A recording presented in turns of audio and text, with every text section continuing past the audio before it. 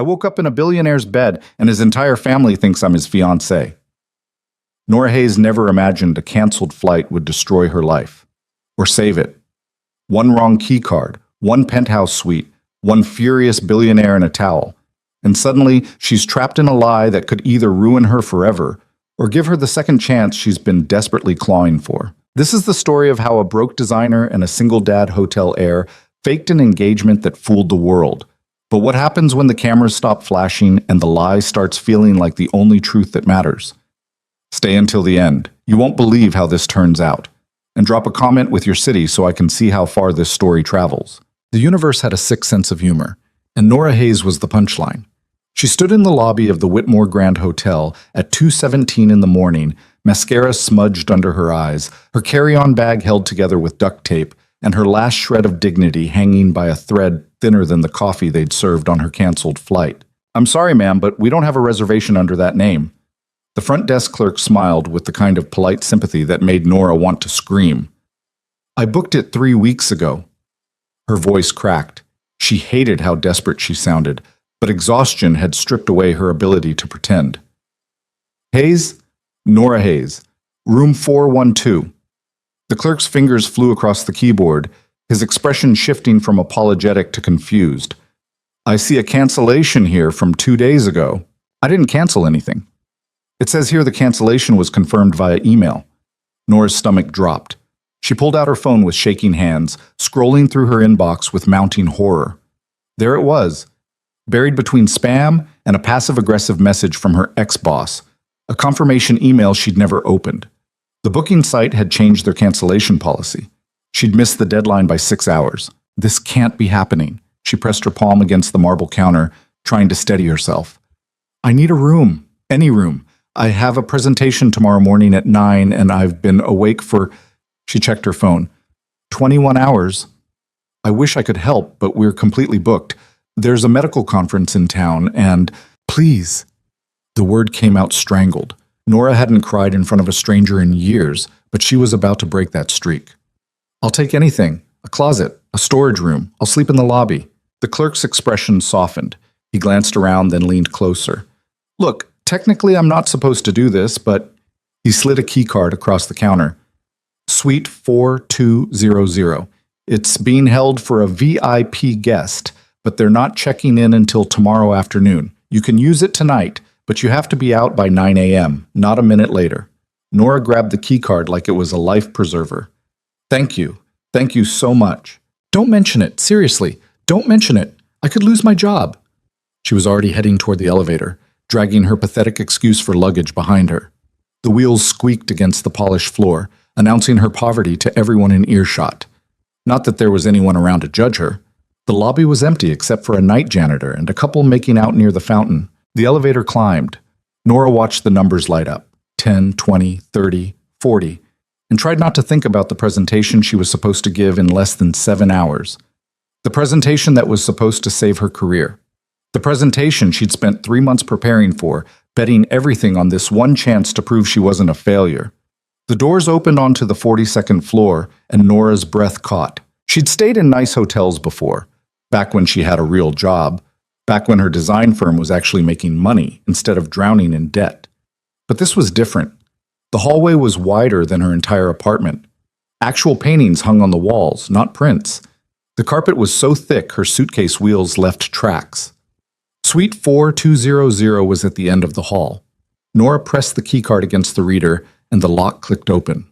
"Holy shit," she whispered. Calling it a suite was like calling the ocean damp.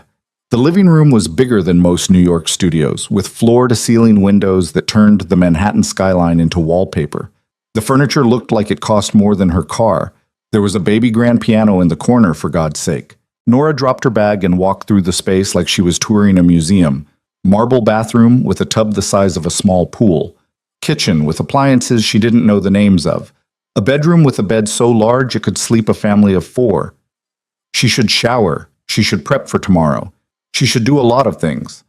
Instead, she face-planted onto the bed and let out a sound that was half laugh, half sob. Maybe her luck was finally turning around. Nora woke up to someone screaming. No, not screaming, yelling. A man's voice, rough with anger and confusion, coming from somewhere close. Too close. She sat up so fast the room spun. Daylight poured through the massive windows, bright and accusing. Her phone said 7:43 a.m. She'd slept through her alarm. She'd slept through 3 alarms. "Who the hell are you?" Nora's head snapped toward the doorway. A man stood there, tall, broad-shouldered, wearing nothing but a towel wrapped around his waist, and an expression that could melt steel. Water dripped from his dark hair onto shoulders that looked like they'd been carved by someone who took their job very seriously. He had the kind of face that belonged on magazine covers, sharp jawline, intense dark eyes, the suggestion of stubble that somehow looked intentional. He was also furious. I said, "Who the hell are you and what are you doing in my suite?" Nora's brain, still foggy with sleep, struggled to process the situation.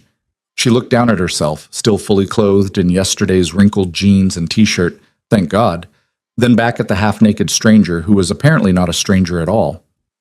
"Your suite?" The words came out like a squeak.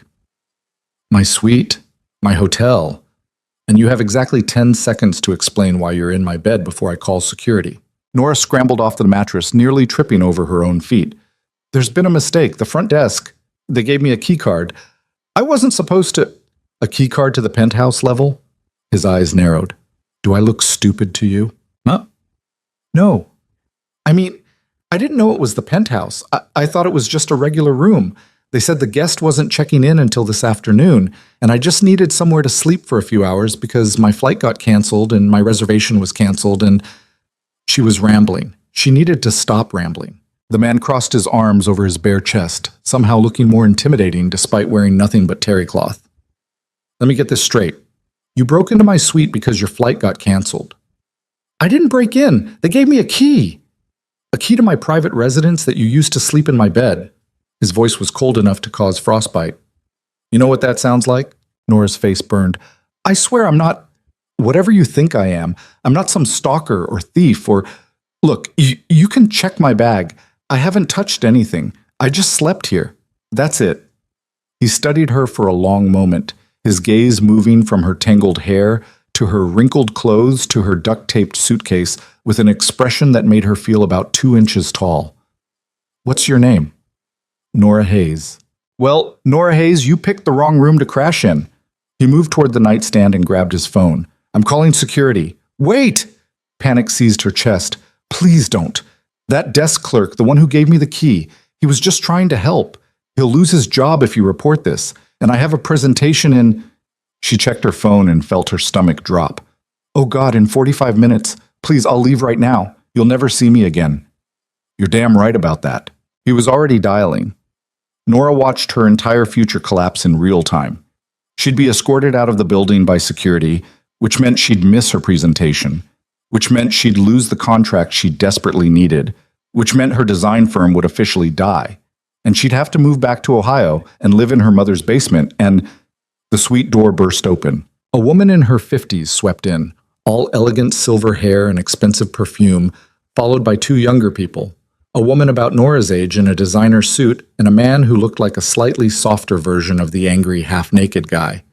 "Caleb, darling, I know you said you needed space, but we're family, and we simply can't let you—" The older woman stopped mid-sentence, her eyes landing on Nora. "Oh." Caleb, apparently that was his name, closed his eyes like he was praying for patience. "Mother, not now." "Who's this?" the woman in the suit asked, her tone sharp with curiosity. "Nobody," Caleb said.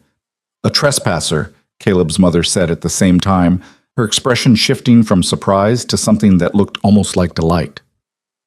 Or what?" the younger man asked. Nora wanted to melt into the floor. 4 pairs of eyes were now staring at her, and she was acutely aware that she looked like she'd been dragged through a hedge backward, while Caleb looked like he'd stepped out of an expensive cologne ad. Caleb's mother moved closer, studying Nora with the intensity of an art appraiser. "You're wearing yesterday's clothes. Your hair is—" She gestured vaguely. "And you're clearly comfortable enough in my son's private suite to sleep here." "I can explain," Nora started. "I'm sure you can, dear." The woman's smile was knowing. "Caleb, why didn't you tell us you were seeing someone?" "I'm not—" "He's not," Nora said at the same time. "Oh, please." The suited woman rolled her eyes. You don't have to hide it anymore. We already know. Know what? Caleb's voice had gone dangerously quiet. About the engagement, obviously. His mother clasped her hands together like this was the best news she'd heard all year. The press has been hinting at it for weeks, and I thought you were just being private, but now I see you were waiting for the right moment to tell the family. Nora's brain short-circuited. Engagement? There is no engagement, Caleb ground out. She broke into my suite. I've never seen her before in my life. Broke in? His mother laughed. Darling, she has bedhead and you're in a towel. You can't expect us to believe nothing is going on here. Nothing is going on here. The younger man, Caleb's brother, Nora was starting to piece together, grinned like he was watching his favorite TV show. This is amazing. Caleb Whitmore, commitment phobe extraordinaire, finally settling down. I'm not settling anywhere with anyone, Caleb snapped. Nora needed to leave. She needed to grab her bag and run out of this penthouse before the situation got any worse. But her feet seemed to have forgotten how to work. What's your name, dear? Caleb's mother had moved close enough that Nora could smell her perfume, something floral and expensive. Nora. Nora Hayes. Hayes. The woman tested the name like she was sampling wine. Any relation to the Connecticut Hayes family? I'm from Ohio. Oh. The temperature in the room seemed to drop several degrees. How quaint. The suited woman, sister, Nora guessed, stepped forward. Let me get this straight. You're not from money. You somehow ended up in Caleb's private suite, and we're supposed to believe this is all innocent? It is innocent. Nora's voice came out louder than she intended. I didn't know this was his suite. The hotel was booked, and a clerk gave me a key card to a room that was supposed to be empty, and I was so exhausted I just fell asleep. That's it. That's the whole story. That's the worst cover story I've ever heard, the sister said, because it's not a cover story. It's the truth. Enough! Caleb's voice cut through the chaos. Everyone out. Now. But darling, his mother started. Out! The family exchanged glances, some silent communication passing between them that Nora couldn't decipher. Finally, the brother shrugged. Fine, but we're talking about this later. He paused at the door. Nice to meet you, Nora from Ohio. I'm Marcus, by the way, and I have a feeling we're going to be seeing a lot more of you. They filed out, leaving Nora and Caleb alone in a silence so thick she could barely breathe. Caleb turned to face her, and the anger in his expression had been replaced by something worse. Cold, calculating assessment. How much? He asked. How much what? How much do you want to keep quiet about this? Nora's mouth fell open. Are you seriously trying to bribe me right now? Everyone has a price. I don't want your money. Her voice cracked with frustration. I want to leave and pretend this never happened and somehow salvage what's left of my morning. She grabbed her bag and headed for the door, moving fast before she could do something stupid like cry in front of this arrogant, towel-wearing asshole who thought she was some kind of gold digger. Wait! She didn't wait. She was already in the hallway, dragging her squeaking suitcase toward the elevator. Nora, wait! He'd followed her, still in the towel. In the hallway of one of Manhattan's most exclusive hotels, Caleb Whitmore was chasing her in a towel. The absurdity of it all almost made her laugh. What? She spun around. What could you possibly want now? You've already accused me of breaking and entering, implied I'm a prostitute, and tried to pay me off. What's left? Want to have me arrested? My family thinks we're engaged. That's not my problem. It will be when they leak it to the press. He ran a hand through his damp hair. My mother has connections to every major gossip column in the city. By noon, your face will be on page 6. Nora's blood ran cold. You're joking. I wish I was. He looked almost as miserable as she felt. The Whitmore family doesn't do anything quietly, and my mother has been trying to marry me off for years. She'll see this as proof that I've finally found someone. Then tell her the truth. I tried. She doesn't believe me. He paused. She doesn't want to believe me. They stood there in the hallway, staring at each other like two people who'd just realized they were standing at the edge of a cliff. I have a presentation, Nora said finally, in 30 minutes at the Meridian building. If I'm late, I lose everything. Caleb's expression shifted slightly. What kind of presentation? Interior design pitch. I'm trying to land a contract with Harlow Developments. It's my last shot at keeping my business alive. Something flickered across his face. Recognition, maybe, or calculation. Harlow Developments. They're building that new boutique hotel in Brooklyn. How did you... I know Richard Harlow. We went to Princeton together. He was quiet for a moment, thinking. What if I could help you? Nora laughed, bitter and sharp. Why would you help me? Because I need your help too. With what? Caleb looked back at his suite door, then at Nora, and she saw something in his eyes she hadn't expected. Desperation. My family is relentless. If they think I'm engaged, they'll want proof. They'll want to meet you, get to know you, plan a wedding. It'll be a nightmare. So tell them no. You don't understand what my family is like. They don't take no for an answer. But if you play along, just for a few days, just until I can find a way to convince them this was all a misunderstanding, I'll make sure you get that Harlow contract. Nora stared at him. You're insane. Probably, but I'm also serious. He met her eyes. 1 week. You pretend to be my fiancé for 1 week, and I'll personally recommend you to Richard. He trusts my judgment on design. If I tell him you're talented, he'll listen. I don't need your charity. It's not charity, it's a business arrangement. He stepped closer, and Nora caught the scent of expensive soap. We both have problems. We can solve them together, or we can let my mother destroy both our lives by lunchtime. Your choice. Nora's phone buzzed. A reminder. Harlow presentation. 30 minutes. She thought about her empty bank account. Her overdue rent. The loan she'd taken out to keep her business afloat that was now suffocating her. The presentation she'd poured her heart into that might not even matter if she walked in there looking like she'd slept in an airport terminal. She thought about her ex-boyfriend telling her she'd never make it, her former business partner who'd bailed when things got tough, everyone who'd ever looked at her like she was foolish for dreaming too big. 1 week, she heard herself say. 1 week, Caleb confirmed, and you get me that contract. I'll do everything I can. It was a terrible idea. Nora knew it was a terrible idea, but terrible ideas were kind of her specialty at this point. Fine. She stuck out her hand. But we need ground rules. Caleb looked at her outstretched hand, then took it. His grip was firm and warm. Agreed. But first, you need to make that presentation. He checked his watch. And you're running out of time. 20 minutes later, Nora was standing in a different hotel room, this one an actual normal room on the 14th floor, trying to make herself presentable with the limited resources in her bag. Caleb had made one phone call, and suddenly she had access to a shower, clean towels, and a room service cart with coffee strong enough to restart her heart. He'd also sent up something else, a garment bag containing a suit that fit her perfectly. She'd stared at it for a full minute before texting him. How did you know my size? His response came immediately.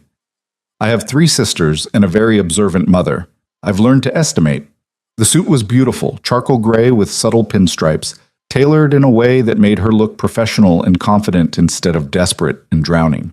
Nora had no idea what it cost, but she was pretty sure it was more than her rent. She paired it with her own jewelry, a simple necklace her grandmother had given her, and the heels she'd packed that only hurt a little bit. Her hair was still damp, but she managed to twist it into something that looked intentional. Makeup from her travel bag covered the worst of the dark circles. When she looked in the mirror, she saw someone who belonged in a Harlow boardroom. Her phone buzzed. Car is waiting downstairs. Driver knows where to take you. Good luck. Nora grabbed her portfolio and headed for the elevator, her heart hammering. The car was a sleek black sedan, and the driver treated her like she was actually important. The ride to the Meridian building took 12 minutes, and Nora spent every second reviewing her pitch in her head. She'd based her design proposal on the idea that hotels should feel like homes, not museums. Warm colors, comfortable furniture, spaces that invited people to stay instead of just pass through. It was personal for her. She'd grown up in a house that never quite felt stable, and she'd spent her career trying to create spaces where people could feel safe. The Harlow Development's lobby was all glass and steel, aggressively modern in a way that made Nora's aesthetic sensibilities itch. She announced herself at the front desk, and an assistant led her to a conference room on the 20th floor. Richard Harlow was exactly what she'd expected. Mid-50s, expensive suit, the kind of handshake that felt like a test. 2 other people sat at the table. A woman in her 30s who introduced herself as the project manager, and a younger man who didn't bother introducing himself at all. Ms. Hayes. Harlow's smile was polite but distant. We've been looking forward to your presentation, though I have to admit we've already seen proposals from some very established firms. Translation. Why should we waste our time with you? Nora set up her portfolio on the table, her hands steady despite the nerves eating her alive. I appreciate the opportunity, she said. I know I'm competing against bigger names with bigger budgets, but I think that's exactly why you should consider what I'm offering. She launched into her pitch, walking them through her vision for the Brooklyn Hotel. She'd created 3 different design concepts, each one focused on making guests feel like they belonged instead of just tolerated. She talked about the psychology of color, the importance of natural light, the way furniture arrangement could make a space feel expansive or intimate. She was good at this part. This was the part where she forgot to be nervous, where her passion for the work drowned out everything else. Harlow listened, his expression unreadable.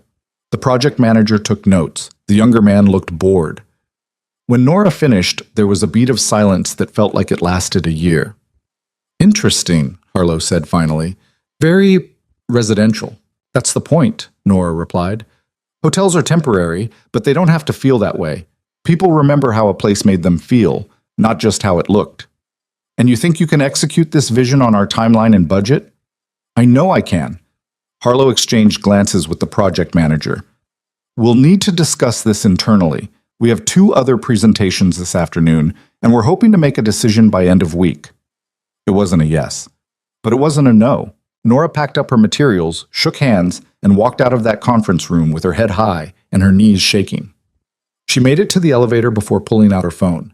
The screen was full of notifications, messages from numbers she didn't recognize, emails with subject lines like, Whitmore engagement? And who is Nora Hayes? 3 missed calls from her mother. A text from her former business partner that just said, WTF is happening. With trembling fingers, Nora opened her browser and searched her own name. The results made her stomach drop. Caleb Whitmore's mystery woman. Who is Nora Hayes? Whitmore Hotel heir spotted with unidentified woman in private suite. Sources confirm. Caleb Whitmore engaged to unknown designer. There were photos. Someone had caught them in the hallway. Caleb in his towel, Nora in her wrinkled clothes, standing close enough that it looked intimate instead of confrontational. Another photo showed her getting into the car he'd sent, looking polished and sophisticated in the suit he'd provided. The narrative was already written. Mysterious woman, secret relationship, whirlwind engagement. Her phone rang. Caleb. I'm guessing you've seen the news, he said without preamble. How did they? Hotel staff. Probably someone who saw us in the hallway and sold the story. He sounded more resigned than angry. I tried to contain it, but once my mother started making calls, Nora leaned against the elevator wall, closing her eyes. This is a nightmare. It's manageable, but we need to talk in person. I just want to go home and hide under my blankets for the next decade. I'll send a car. I can take the subway like a normal person. Nora. His voice softened slightly. You're about to become the most talked about woman in Manhattan. The subway is not an option anymore. He was right, and she hated it. The car picked her up outside the Meridian building, and Nora spent the ride back to the Whitmore Grand scrolling through increasingly unhinged speculation about her identity.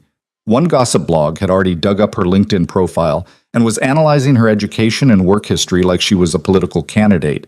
Another had found her college Facebook photos and was making cruel jokes about her freshman year haircut. This was insane. This was completely, utterly insane. Caleb met her in a private dining room on the hotel's top floor, thankfully fully clothed this time in dark jeans and a white button-down that probably cost more than her entire wardrobe. He'd ordered lunch, though Nora's stomach was too twisted to consider eating. I'm sorry, he said as soon as she walked in. I didn't think it would blow up this fast.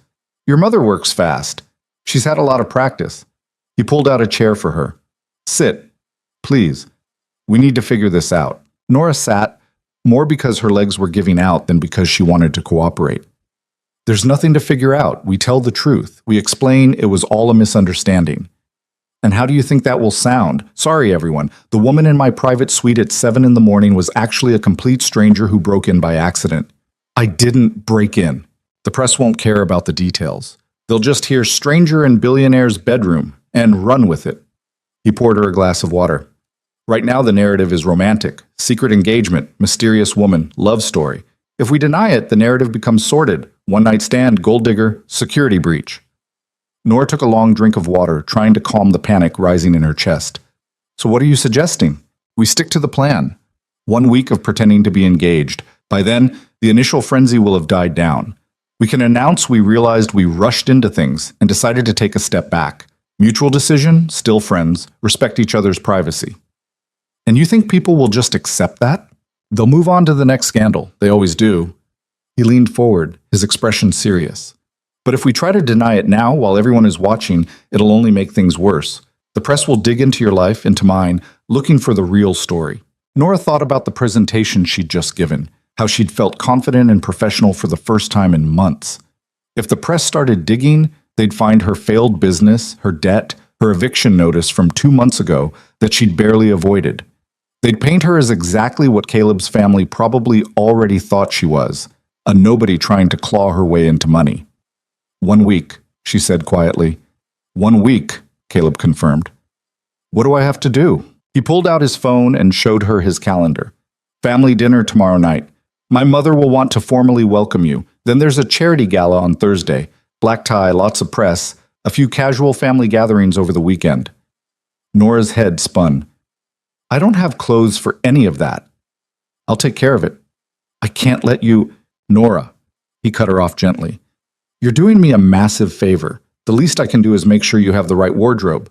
Besides, my family will expect my fiancé to look a certain way. The word fiancé made her skin crawl. This was so far beyond anything she'd ever imagined happening to her. What about the contract? She asked. Harlow Developments. I'll call Richard this afternoon. I can't guarantee he'll choose your proposal, but I can make sure he gives it serious consideration. It was more than she'd had this morning, more than she'd had in months, if she was being honest. Okay. She took a deep breath. What's our story? How did we meet? How long have we been dating? When did you propose? Caleb smiled slightly, the first real smile she'd seen from him. Good questions. Let's figure that out. They spent the next hour building a fake relationship, crafting lies that would hold up under scrutiny. They'd met 3 months ago at a design conference. Nora had been presenting, and Caleb had been impressed by her work.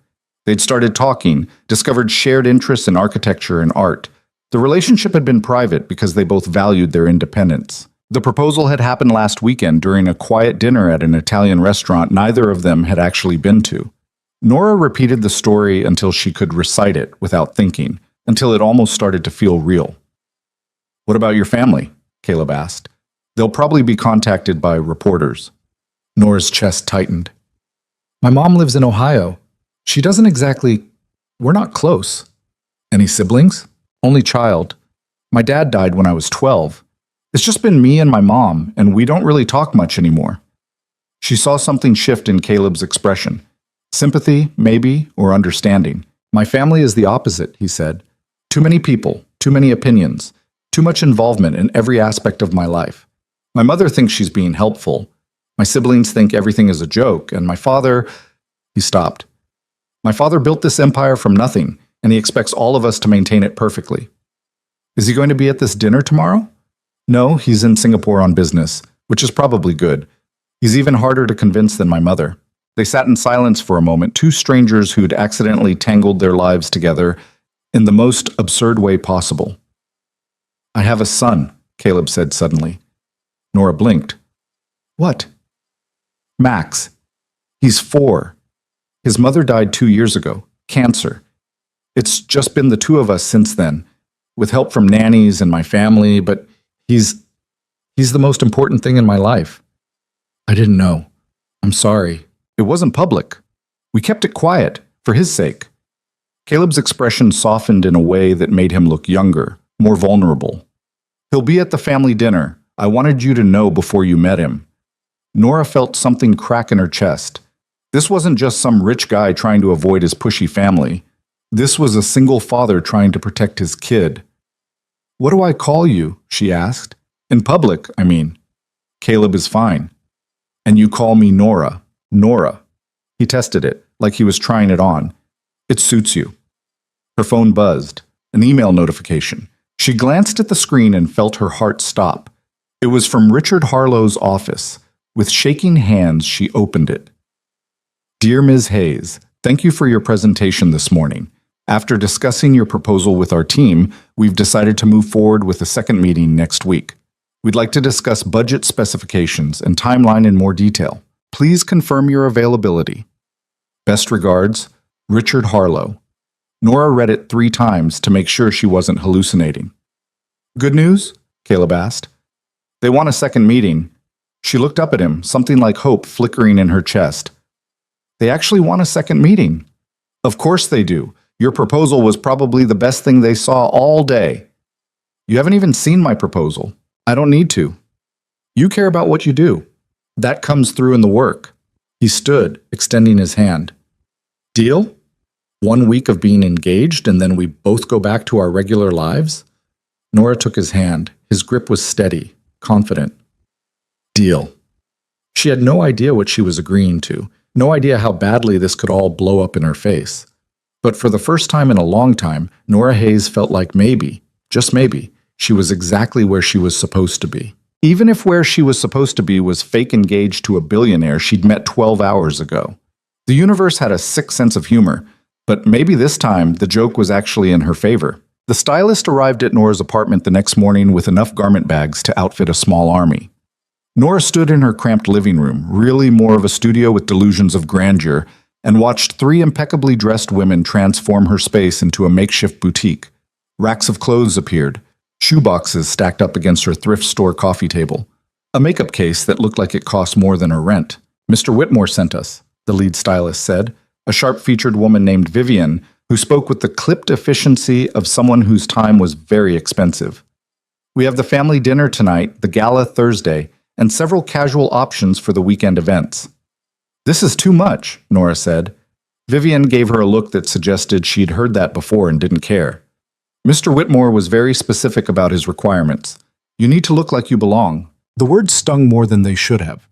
Nora glanced around her apartment, the water stain on the ceiling she'd been ignoring for months, the kitchen that barely qualified as a kitchenette, the second-hand furniture she'd convinced herself was vintage instead of just old.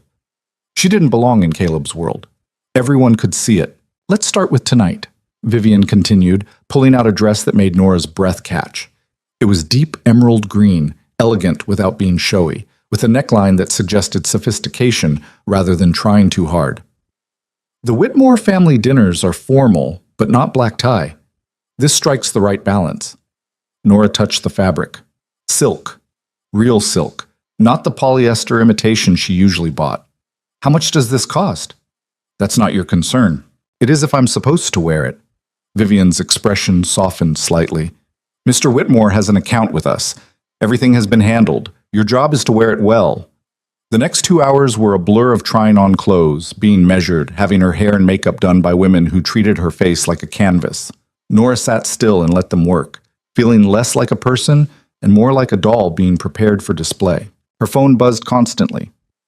More press notifications. Her mother had finally gotten through, leaving a voicemail that Nora was too scared to listen to. Her former business partner sent a text that just said, "Call me, now." She ignored all of it. When Vivian and her team finally left, Nora stood in front of her bathroom mirror and barely recognized herself. The woman staring back looked polished, put together, like someone who might actually belong at a billionaire's family dinner. The illusion was perfect. Too bad it was just that, an illusion. Her phone rang. Caleb. The car will be there at 6:30, he said. We're expected at 7. I'm going to throw up. Please don't. That dress probably costs more than most people's cars. Not helping. She heard him sigh. You'll be fine. Just follow my lead, smile when appropriate, and don't let my mother intimidate you. Your mother terrifies me. She terrifies everyone. That's her superpower. A pause. Nora, if this is too much, it's too late for that. She looked at herself in the mirror again. I agreed to this. I'm not backing out now. Good. Because I already told Max he was meeting someone special tonight. Nora's stomach flipped. You told him about me? I told him I have a friend coming to dinner. He's 4. He thinks everyone is special. Caleb's voice softened. He's excited to meet you. That somehow made it worse. Lying to Caleb's pushy family was one thing. Lying to a 4-year-old who'd lost his mother was something else entirely. But she'd made a deal.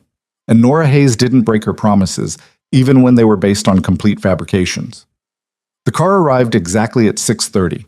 Nora grabbed her purse, a loan from Vivian's collection, because her usual canvas tote bag apparently wasn't suitable, and headed downstairs. The driver was the same one from yesterday. A quiet man in his 50s who treated her with the kind of respect usually reserved for people who actually mattered. "Miss Hayes," he said, opening the door. "You look lovely this evening." "Thank you." She slid into the back seat, trying not to wrinkle the dress. The drive to the Whitmore estate took 40 minutes, heading north out of Manhattan into Westchester County.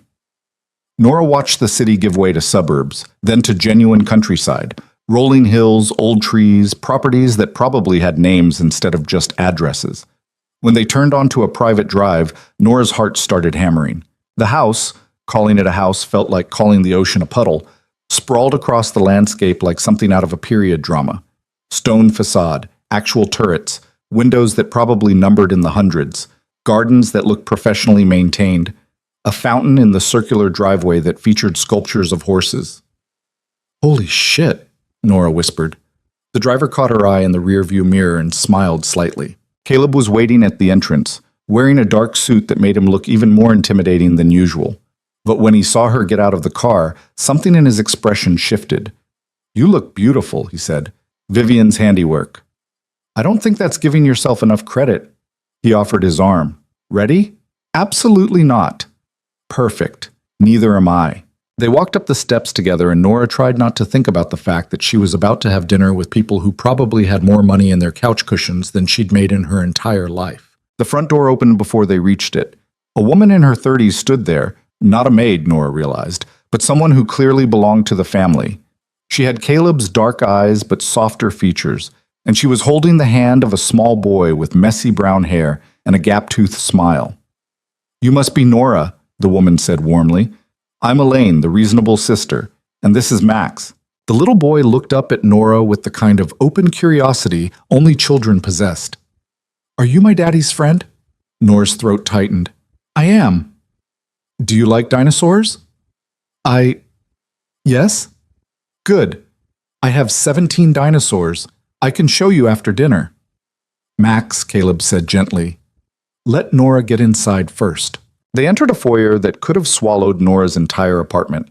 Crystal chandelier, marble floors, a staircase that belonged in a movie. Nora concentrated on not tripping in her borrowed heels. Voices drifted from somewhere deeper in the house. Laughter, the clink of glasses, the low hum of conversation among people who'd never had to worry about money. "The family is in the drawing room," Elaine said. "Fair warning, Mother has already had 2 glasses of wine, which means she's in interrogation mode." "Fantastic," Nora muttered. Caleb's hand found the small of her back, warm, steadying. "We don't have to stay long. 2 hours maximum." 2 hours? Think of it like a performance. You're playing a role. Nora had never been good at acting. She'd tried out for her high school play once and forgotten all her lines. But she didn't have a choice now. The drawing room, because of course they had a drawing room, was exactly as pretentious as Nora had feared. Expensive furniture arranged in conversation clusters, oil paintings that were probably worth more than most people's houses, windows overlooking gardens that belonged in a magazine. Caleb's mother sat in a high-backed chair like a queen holding court, wearing a cream-colored dress that probably cost more than Nora's car. Marcus, the brother Nora had met yesterday, lounged on a sofa with a drink. The sister in the designer suit, Victoria, Nora had learned from her frantic Googling, stood by the fireplace looking bored. Everyone stopped talking when Nora and Caleb walked in.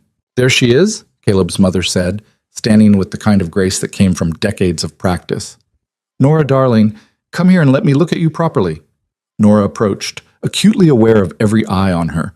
The older woman studied her like a painting being authenticated, taking in every detail. "Much better than yesterday," she said finally. "Proper clothing makes such a difference." "Mother," Caleb said, a warning in his tone, "I'm simply making an observation." She turned to Nora with a smile that didn't quite reach her eyes. "I'm Catherine Whitmore.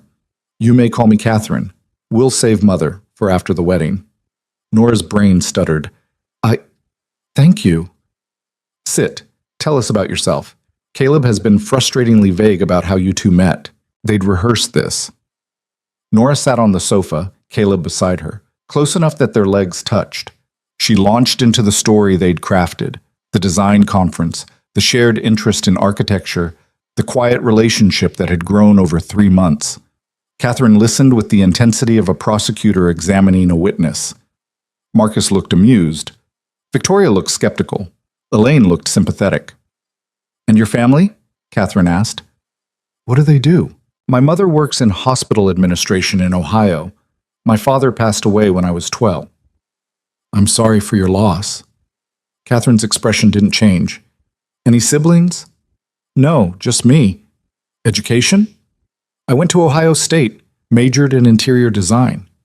Nora saw Victoria's expression shift slightly. Not quite a sneer, but close. Ohio State wasn't Princeton. It wasn't even close. "And your business," Catherine continued. "Caleb mentioned you have your own design firm."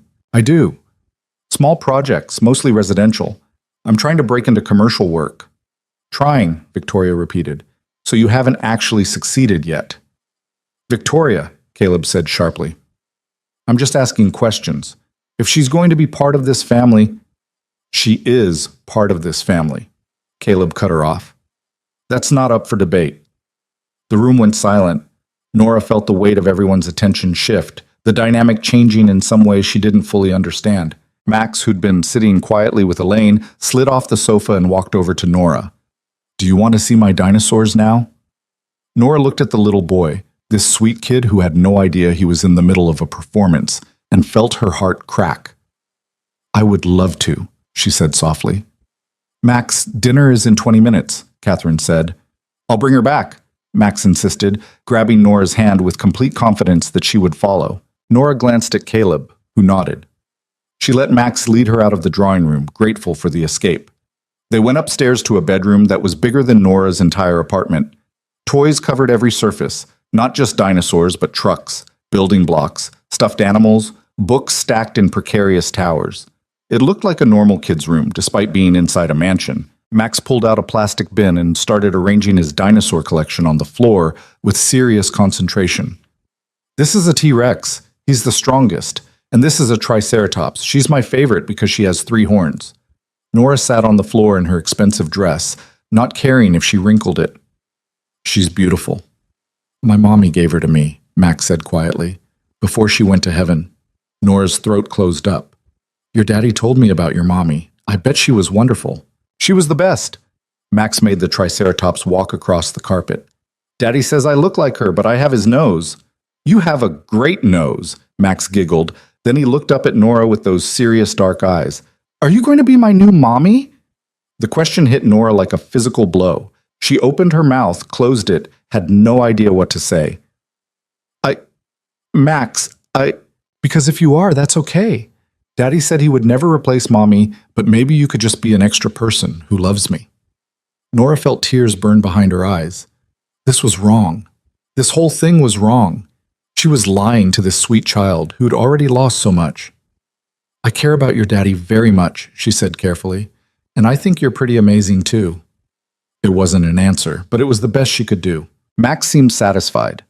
He went back to his dinosaurs, creating some elaborate story about them having a party. Nora sat with him, half listening, mostly trying to control the guilt eating through her chest. A knock on the door.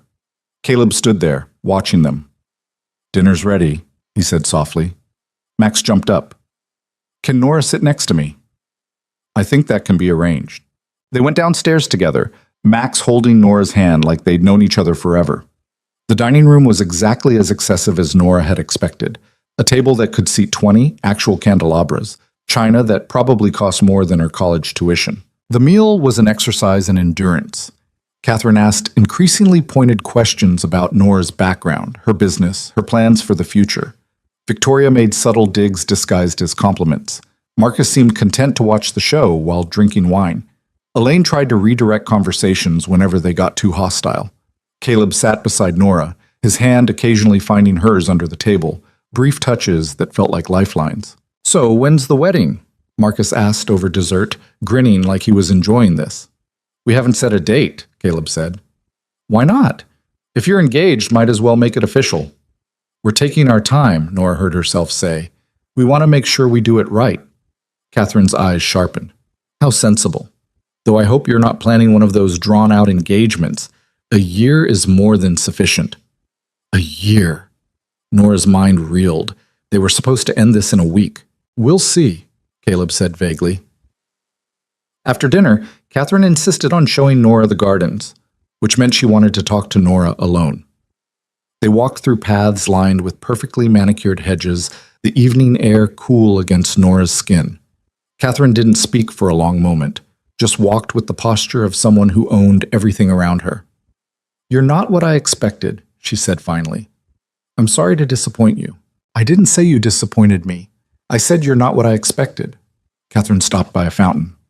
Caleb has always been careful. After Rebecca died, he shut down, focused entirely on Max and the business. I'd resigned myself to him never opening up to anyone again. Nora didn't know what to say. The lies felt heavier out here, without Caleb beside her. "Then suddenly you appear," Catherine continued.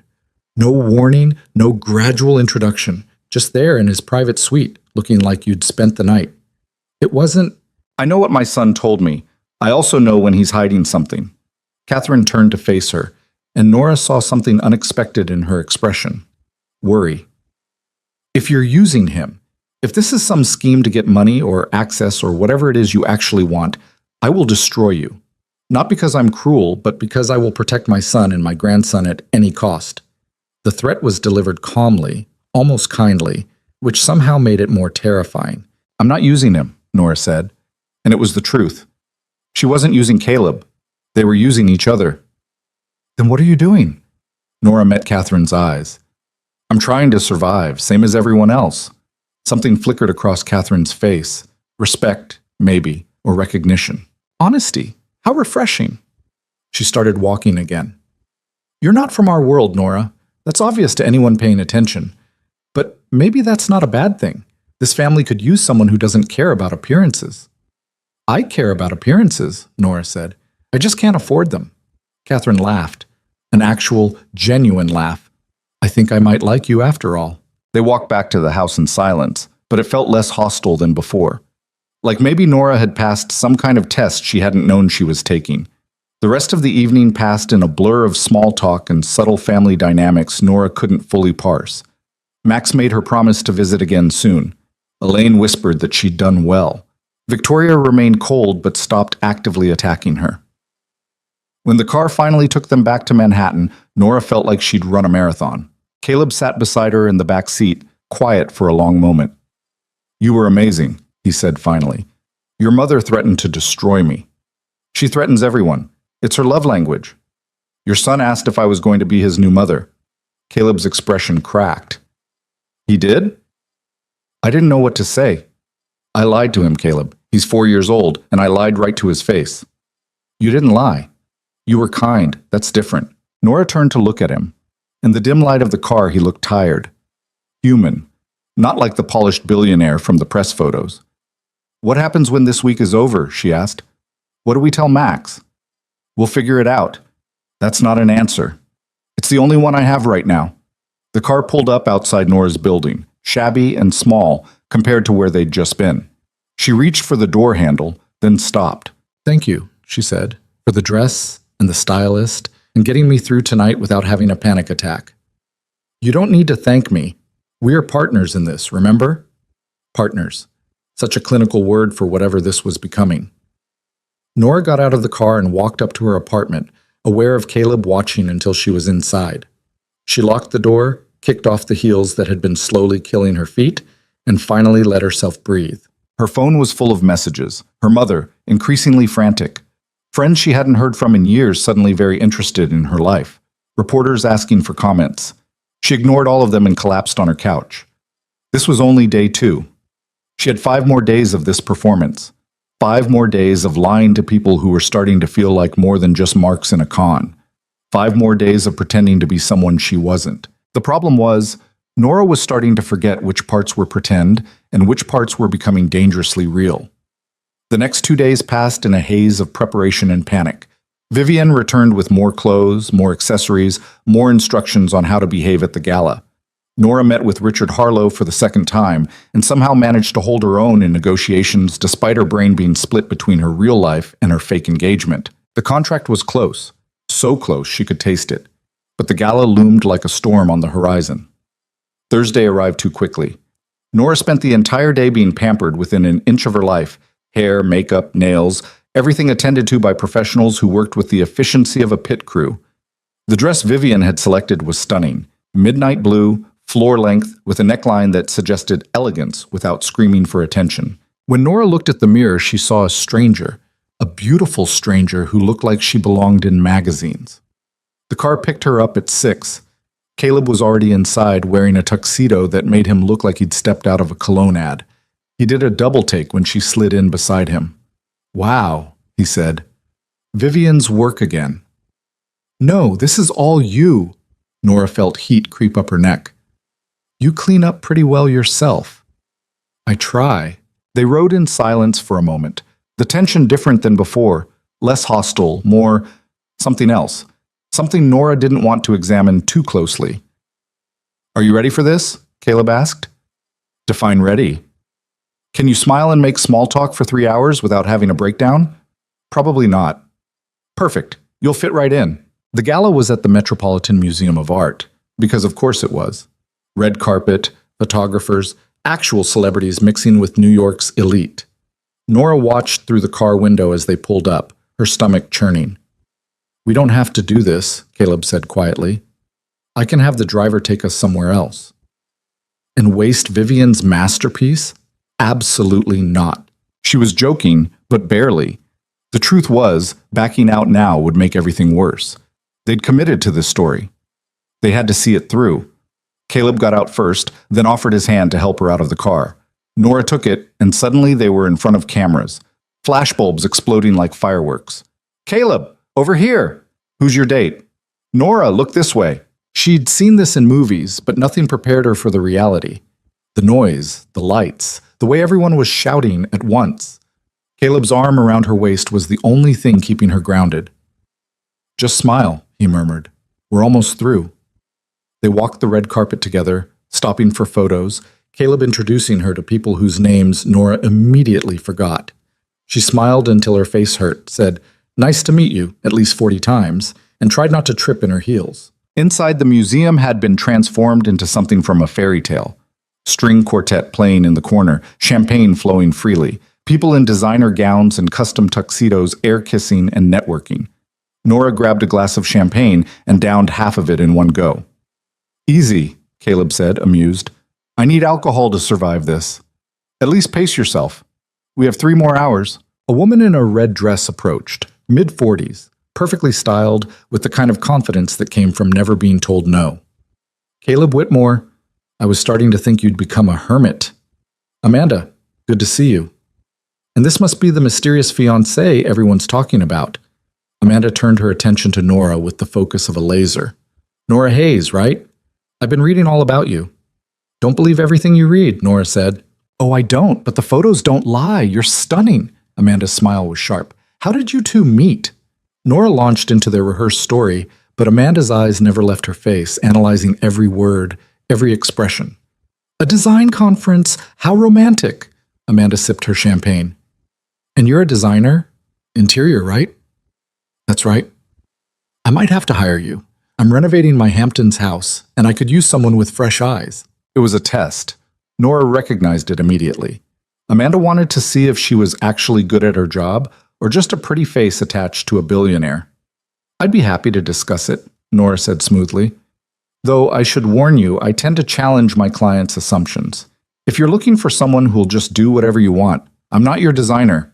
Amanda laughed, delighted. "Oh, I like her. Caleb, where have you been hiding this one?" More people approached, drawn by Caleb's presence and curiosity about Nora. She fielded questions, made conversation, pretended to be comfortable in a world where the champagne cost more than her monthly grocery budget. Caleb stayed close, his hand occasionally touching her back, her arm, grounding her. They moved through the room together like dancers who'd practiced this routine for years instead of days. "You're doing great," he whispered during a brief moment alone. "I'm dying inside." "You hide it well." Someone clinked a glass. Time for speeches. The head of the charity droned on about their mission and donors. Nora's attention drifted until Caleb's name was mentioned. "And of course, we're grateful for the Whitmore family's continued support. Caleb, would you say a few words?" Caleb squeezed Nora's hand once, then walked to the small stage. He looked completely at ease up there, speaking without notes about the charity's work, making people laugh with well-timed jokes. This was his world. He'd been born into it, trained for it. Nora watched him and felt the gulf between them stretch wider than ever. After the speech, dinner was served. Nora found herself seated between Caleb and an older man who introduced himself as a venture capitalist. The conversation turned to business, investments, opportunities. Nora mostly stayed quiet, focusing on not using the wrong fork. But then the venture capitalist turned to her.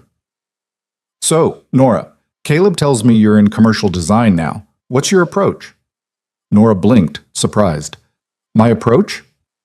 "To design. Your philosophy." She hadn't expected anyone to actually care about her work, but the man seemed genuinely interested, and Nora found herself talking about how spaces should serve people instead of just impressing them, about the psychology of color and light, about creating environments that felt like home even in commercial settings. The venture capitalist listened, nodded, asked thoughtful questions. By the end of the conversation, he'd handed her his card. "Call my office.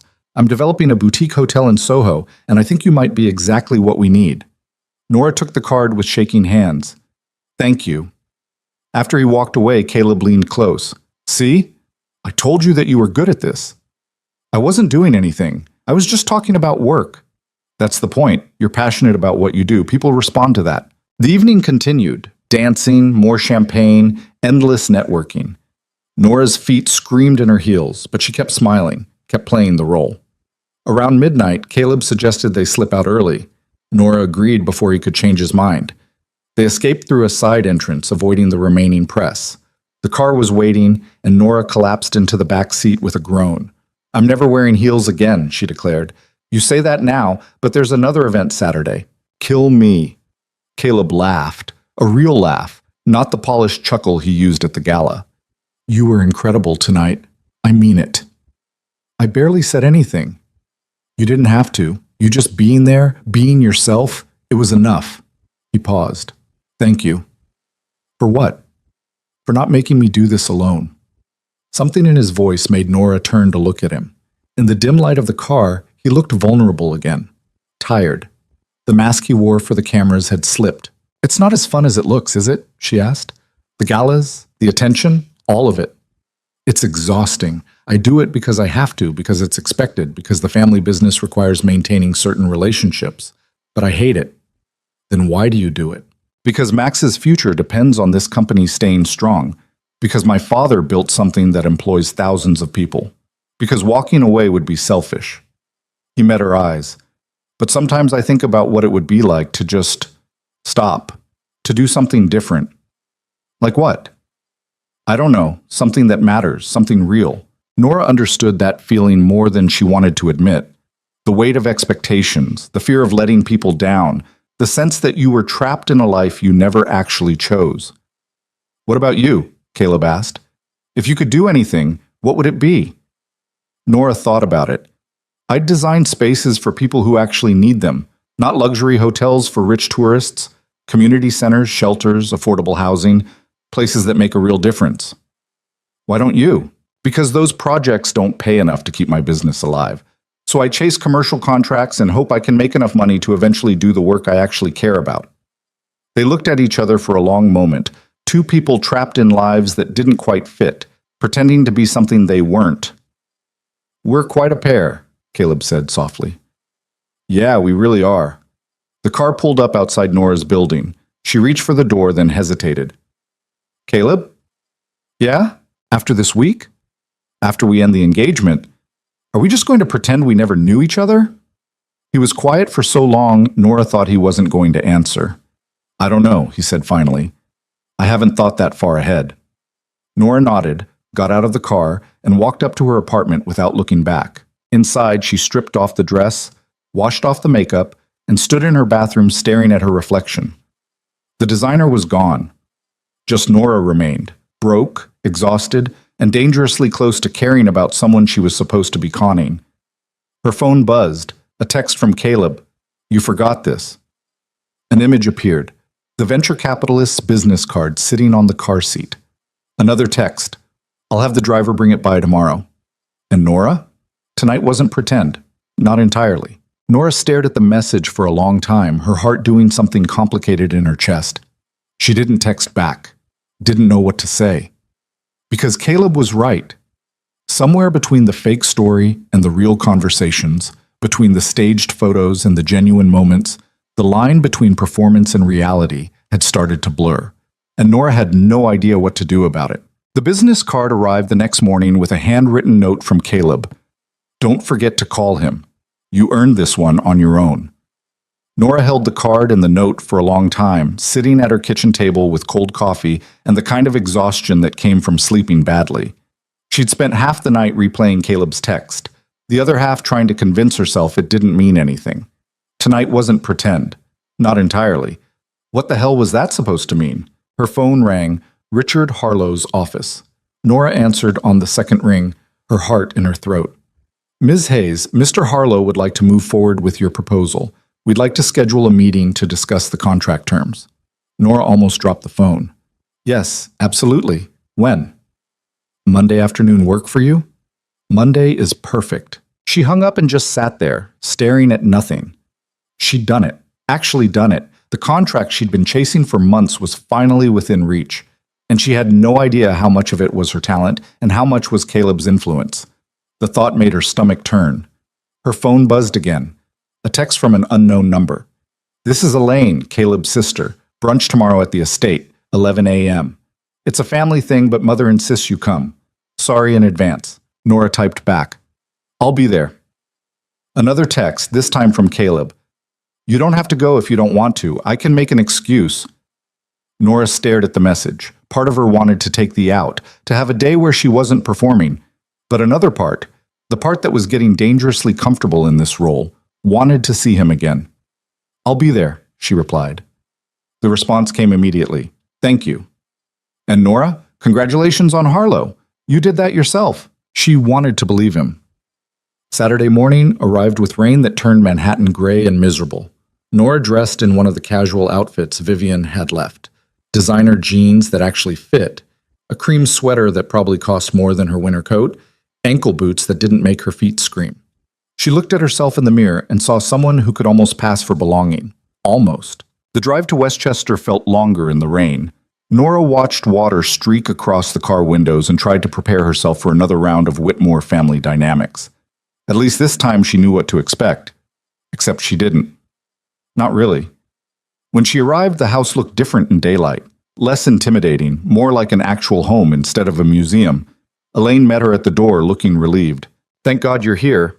Mother's in rare form today, and Victoria brought her new boyfriend, who's somehow even more insufferable than the last one. Sounds delightful. Oh, it's a nightmare. Come on, everyone's in the sunroom. The sunroom was exactly what it sounded like. A glass-enclosed space overlooking the gardens, filled with plants and comfortable furniture that actually looked used. Catherine presided over a table laden with food that could have fed 20 people. Marcus was sprawled in a chair with a Bloody Mary. Victoria sat with a man in his 40s who wore too much cologne and kept checking his phone, and Caleb was on the floor, building a Lego castle with Max. He looked up when Nora walked in, and something in his expression softened. You made it. Barely. The rain was murder. Max scrambled up and ran over to her. Nora, you're here. Do you want to help with the castle? It's supposed to have a dragon, but we can't find the dragon. I would love to help find the dragon. Catherine watched this interaction with an expression Nora couldn't quite read. Nora, darling, come sit. Have some food. You look thin.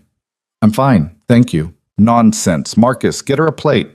Marcus rolled his eyes but complied, piling food onto a plate like he was feeding an army. Nora took it and sat beside Caleb on the floor, which seemed to amuse everyone except Victoria. You're sitting on the floor, Victoria said, in designer jeans. They're just jeans. Those jeans cost $1,800. Nora choked on nothing. What? Vivian doesn't do cheap, Caleb murmured. Sorry, I should have warned you. Nora looked down at the jeans she'd been treating like normal clothes and felt slightly sick. $1,800. She'd never owned anything that cost that much in her life. Found it! Max held up a plastic dragon triumphantly. He was under the couch. The rest of the morning passed in a strange blur of normal and surreal. They built the Lego castle. They ate brunch that included actual caviar, which Nora tried and immediately decided she hated. They played a board game that Max won by cheating in the most obvious way possible, and everyone let him because he was 4 and adorable. Victoria's boyfriend, Preston, apparently, spent most of the time bragging about his hedge fund and looking at Nora like she was a curiosity in a museum. Marcus got progressively drunker and funnier. Catherine watched everything with the sharp attention of someone conducting an experiment. Around 2 in the afternoon, Max started getting cranky. Caleb scooped him up. "Nap time, buddy." "I'm not tired," Max protested, even as he yawned. "Sure you're not. Come on." Caleb carried him out of the room, and Nora suddenly felt exposed without him there as a buffer. "So," Preston said, leaning forward with the confidence of someone who'd never been told to shut up. "Interior design, that's like picking out curtains and stuff?" Nora counted to 5 before responding. "It's about creating functional spaces that serve the people who use them. But yes, sometimes that involves curtains." "Must be nice, having a hobby that makes you feel productive." "It's not a hobby, it's my career." "Right, but I mean, now that you're marrying Caleb, you don't really need to work, do you?" The room went very quiet. Nora felt everyone's attention shift to her, waiting to see how she'd respond. "I work because I like working," she said carefully.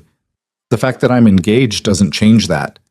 "But wouldn't it be easier to just—" "Preston," Victoria's voice was sharp. "Drop it." He held up his hands. "I'm just saying, if I had access to Whitmore money, I wouldn't be stressing about some little design business." Marcus laughed, bitter and sharp. "Yeah, because you're already trying to get access to Whitmore money through my sister." "That's not—" "Everyone knows why you're here, Preston. You're about as subtle as a brick." Victoria stood up, her face flushed.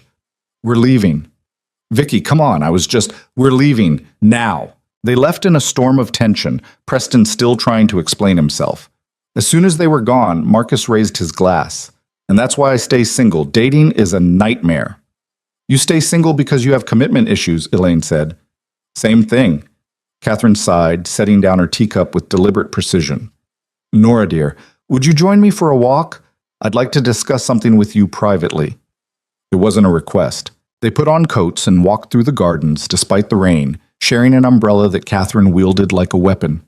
They walked in silence for several minutes, just the sound of rain on fabric and Nora's heart hammering in her chest. "I had you investigated," Catherine said finally.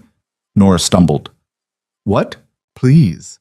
You appear out of nowhere, claiming to be engaged to my son, and you thought I wouldn't look into your background." Catherine kept walking, not even glancing at Nora. "I know about your business debts, the eviction notice you barely avoided, your mother who you haven't spoken to in 3 years, the ex-boyfriend who embezzled from your company and left you holding the bag." Nora felt like she'd been punched. "You had no right." "I had every right. You're involved with my son and my grandson. I will protect them by any means necessary." Catherine stopped, turning to face her. "What I found was interesting. You're broke, desperate, barely keeping your head above water. The perfect target for someone looking to marry into money." I'm not finished." Catherine's voice could cut glass. "What I also found was that, despite everything, you've never once tried to exploit your situation. You haven't sold your story to the tabloids, even though they'd pay handsomely. You haven't posted on social media looking for attention. You haven't asked Caleb for money, even though you clearly need it. And yesterday, when you had the chance to use his name to impress that venture capitalist, you didn't. You talked about your work like it mattered, not like it was a ticket to something bigger." Nora didn't know what to say.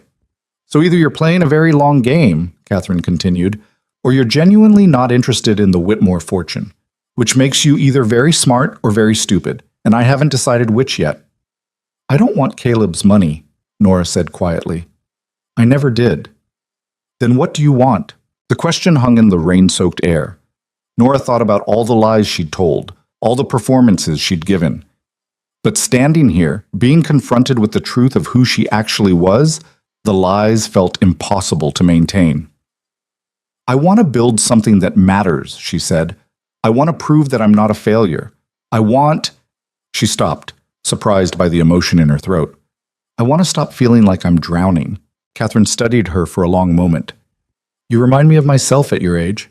Hungry, determined, terrified of not being enough." "You? Why do you think I married Caleb's father? I came from nothing, Nora. I worked my way up from a secretary position to CFO of a company I didn't even own. I married Richard Whitmore because he saw something in me beyond my background, and I saw something in him beyond his money. We built an empire together. Nora had never considered that Catherine might have her own story, her own struggles. My son cares about you, Catherine said. I see it in the way he looks at you, the way he stays close when you're in a room full of people, the way he defended you to Victoria without hesitation. She paused. I also see the way you look at him when you think no one's watching. Nora's chest tightened. Don't lie to me. I'm giving you a chance to be honest. The rain fell harder. Nora pulled the coat tighter around herself. I don't know what this is, she admitted. It started as something else, but now I don't know what it is anymore. That's the most honest thing you've said since we met. Catherine started walking again, and Nora followed. Let me give you some advice. This family will eat you alive if you let them. They'll judge you, test you, try to find your breaking point. But if you can survive that, if you can be yourself despite all of it, they'll respect you, maybe even accept you. And if I can't, then you'll end up like Preston, trying to be something you're not, and failing miserably at it. They walked back to the house in silence. When they reached the door, Catherine touched Nora's arm. One more thing. Max already loves you.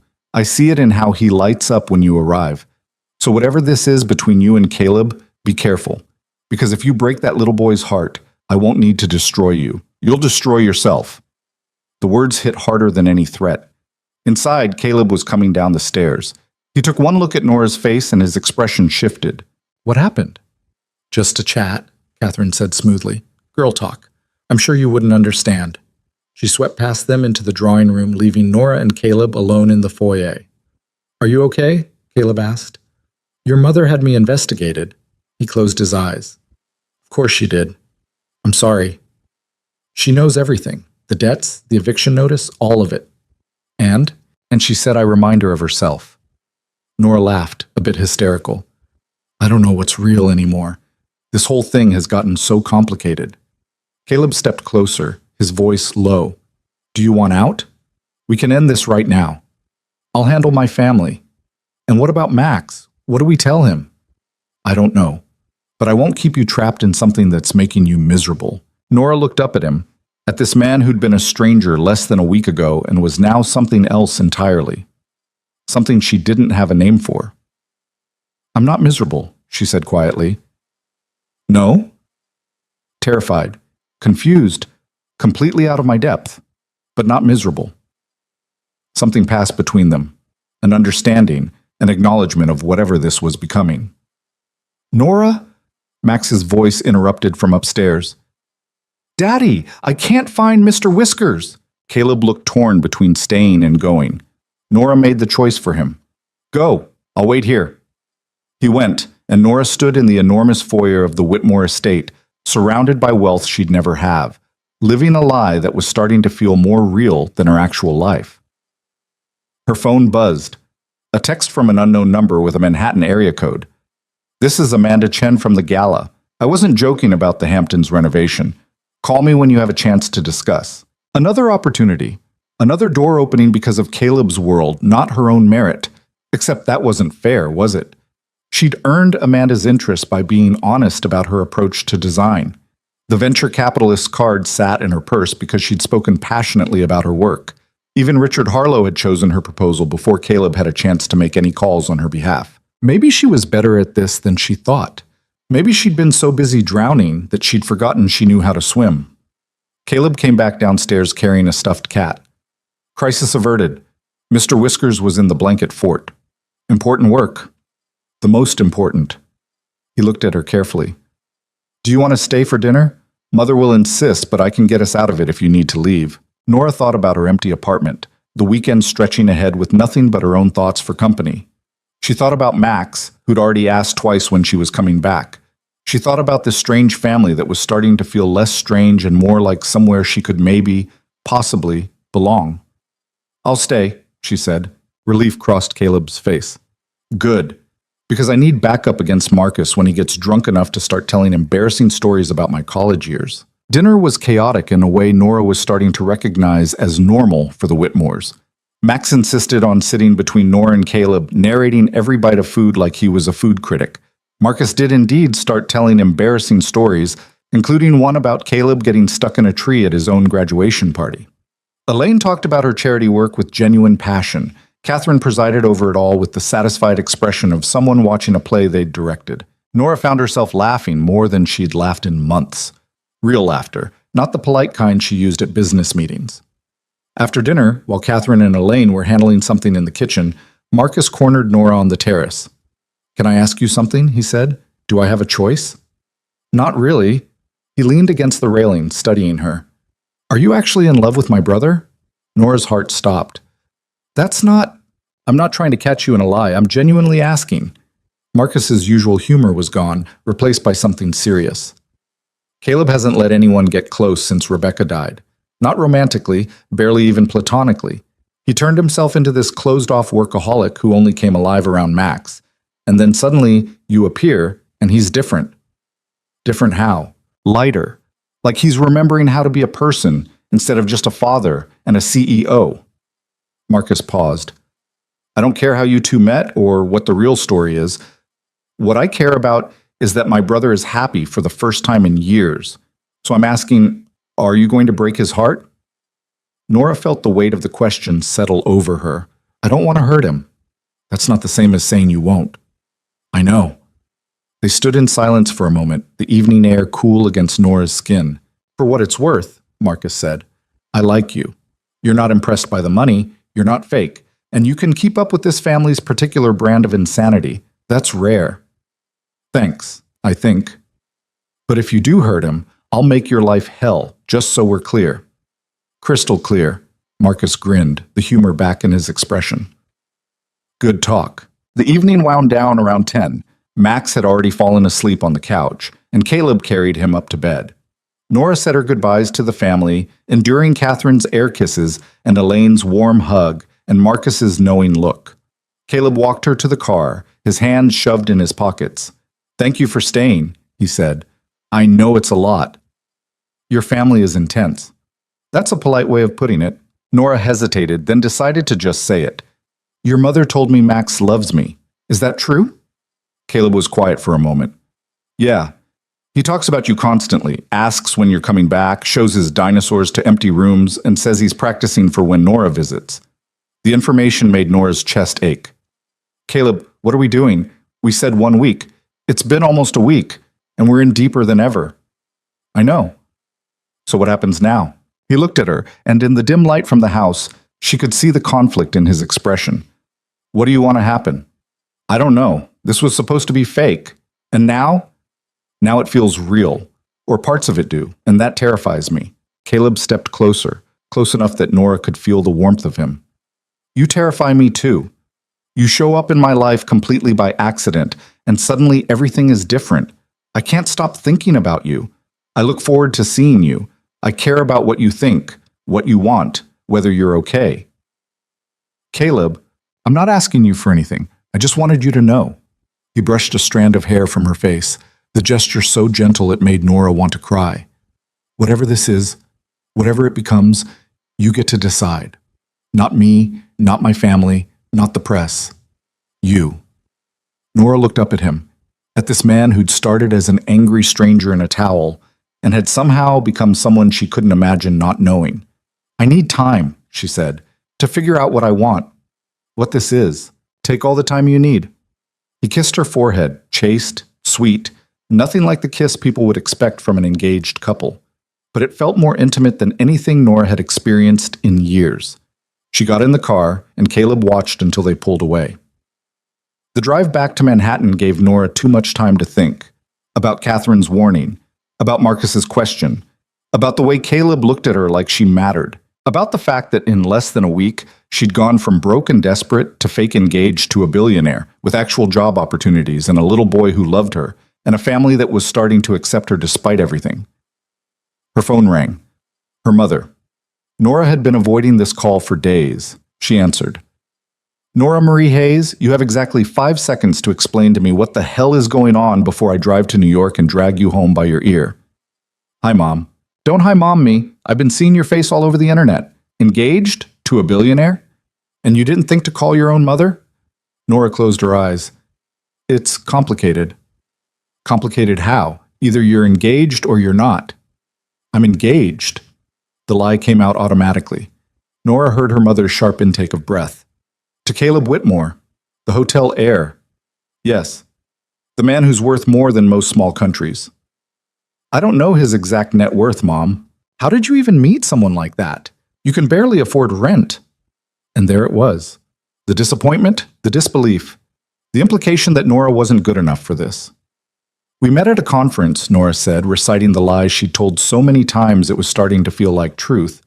We have a lot in common. What could you possibly have in common with a billionaire? Thanks for the vote of confidence. I'm not trying to be cruel, honey. I'm trying to be realistic. People like that don't marry people like us. They just don't. Maybe I'm the exception. Her mother sighed, and Nora heard the worry underneath the harsh words. I just don't want you to get hurt. You've been through enough with Jason and the business and everything else. If this man is using you, he's not using me. If anything, I'm... Nora stopped herself. She couldn't tell her mother the truth. We care about each other. That's all that matters. Does he know about your debt, your history? He knows everything. And he still wants to marry you? The question hurt more than it should have. Apparently so. They talked for a few more minutes, her mother vacillating between concern and cautious excitement. When Nora finally hung up, she felt exhausted all over again. The car pulled up to her building, and Nora trudged upstairs to her apartment. Inside, surrounded by her secondhand furniture and water-stained ceiling, the contrast between her real life and the one she was living with Caleb felt impossible to bridge. She changed into pajamas, made tea she didn't drink, and sat on her couch staring at nothing. Her phone buzzed. Caleb, Max wanted me to tell you goodnight.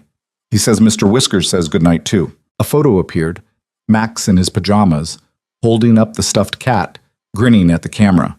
Nora's heart cracked open. She typed back, tell them both goodnight for me. Another message. Are you okay? Just talk to my mother. She thinks I'm not good enough for you. The response came quickly. She's wrong. Is she though? Nora.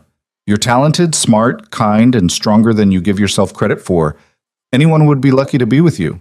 She stared at the message for a long time. Even a billionaire hotel heir? Especially a billionaire hotel heir. We're generally terrible people. You make me want to be better. Nora didn't know how to respond to that.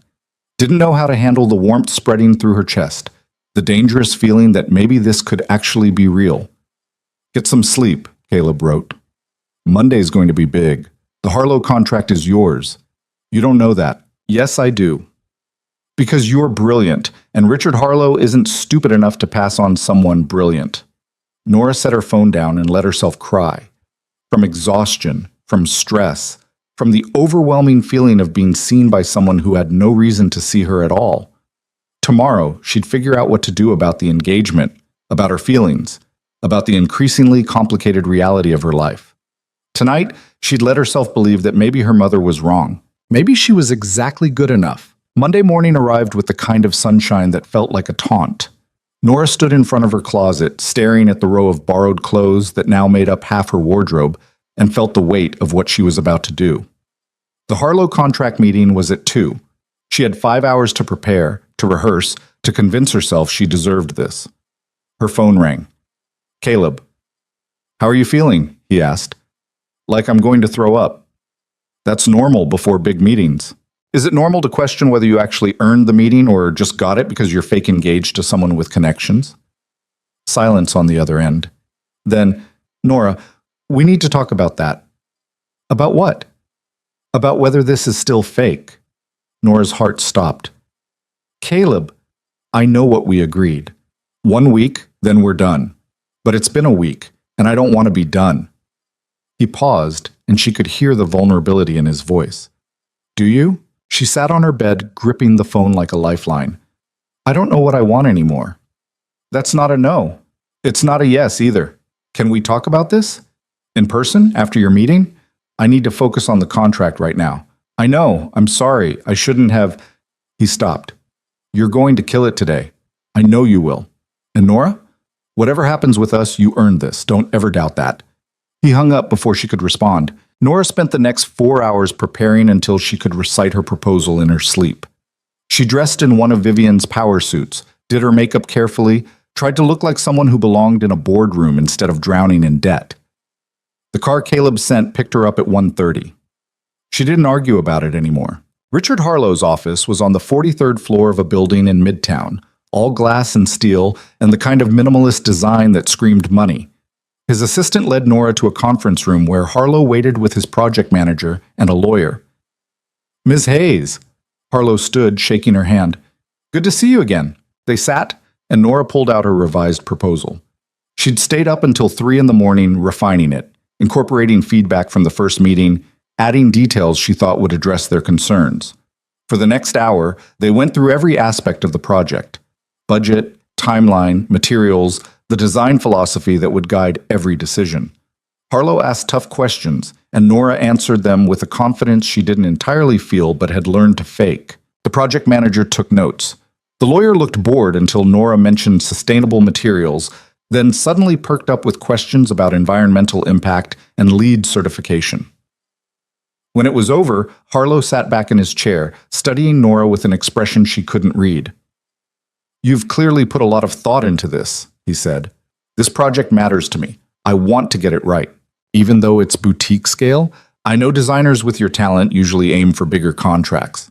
Nora met his eyes. "Boutique doesn't mean less important. The guests who stay in your hotel deserve the same level of care as guests in a massive resort. Maybe more because they're choosing intimacy over grandeur. That choice should be honored." Harlow smiled. "You sound like Caleb. He's always going on about the personal touch and hospitality." Nora's stomach tightened. Here it was, the acknowledgement that Caleb's influence had gotten her in the door. "Caleb and I share similar values," she said carefully, "but this proposal is mine. If you're hiring me because of him, I'd rather you didn't." The room went quiet. Harlow's project manager looked shocked. The lawyer stopped taking notes. Harlow leaned forward. "Excuse me? I want this contract more than I've wanted anything in a long time, but I want it because you believe in my work, not because I'm connected to the Whitmore family. If you can't separate those things, then this isn't the right fit." It was possibly the stupidest thing Nora had ever said. She was about to throw away the opportunity she'd been chasing for months because of pride. But she meant it. Harlow was quiet for a long moment. Then he laughed. A real, genuine laugh. "Caleb warned me you'd say something like that." Nora blinked. "What?" "He called me last week, said I should look at your proposal, that you were talented, but he also said that if you found out he'd called, you'd probably walk away from the whole thing just to prove you didn't need his help." Harlow's expression turned serious. "So let me be clear. I'm offering you this contract because your proposal is the best one I've seen. The sustainability focus, the attention to how spaces make people feel, the way you think about flow and functionality, that's what sold me. Not your relationship with Caleb." "You're offering me the contract?" "Pending final negotiations with our legal team, yes. Are you interested?" Nora's hand shook. "Yes, absolutely yes." They spent another 30 minutes going over terms and next steps. By the time Nora left the building, she had a signed letter of intent in her bag and a start date 3 weeks away. She made it to the sidewalk before the reality hit her. She'd done it, actually done it, won a major contract on her own merit. Her phone was already ringing. Caleb. "How did it go?" "I got it." Her voice cracked. "I actually got it. I knew you would. Congratulations." "Caleb, I said something really stupid in there." "What did you say?" "I told Harlow I didn't want the contract if he was only giving it to me because of you." Caleb laughed, warm and genuine. "And he said you warned him I'd do that. I know you, Nora, better than you think." The words settled over her, heavy with meaning. She stood on a Manhattan sidewalk with people rushing past and felt something shift inside her chest. "Where are you?" she asked. "Home." "With Max. Why?" "Can I come over?" A pause. "Of course. I'll send the car." "I'll take the subway. I need to think." The ride to Caleb's building gave Nora time to process everything. The contract, the conversation with Harlow, the realization that Caleb had helped her, but not in the way she'd feared. He'd opened a door, but she'd walked through it herself. Caleb lived in a penthouse in Tribeca, not the hotel suite where they'd first met, but his actual home. Nora had never been there before. The building had a doorman who clearly knew who she was, greeting her by name and directing her to the private elevator. The apartment was nothing like she expected. Instead of the sterile luxury of the hotel or the museum-like quality of the family estate, it was warm, lived in, toys scattered across an expensive rug, children's books stacked on the coffee table, artwork on the walls that looked like it had been chosen for love rather than investment. Caleb opened the door in jeans and a t-shirt, looking more relaxed than she'd ever seen him. Max was visible in the background, building something elaborate with blocks. "You came," Caleb said. "I said I would. You also said you needed to think.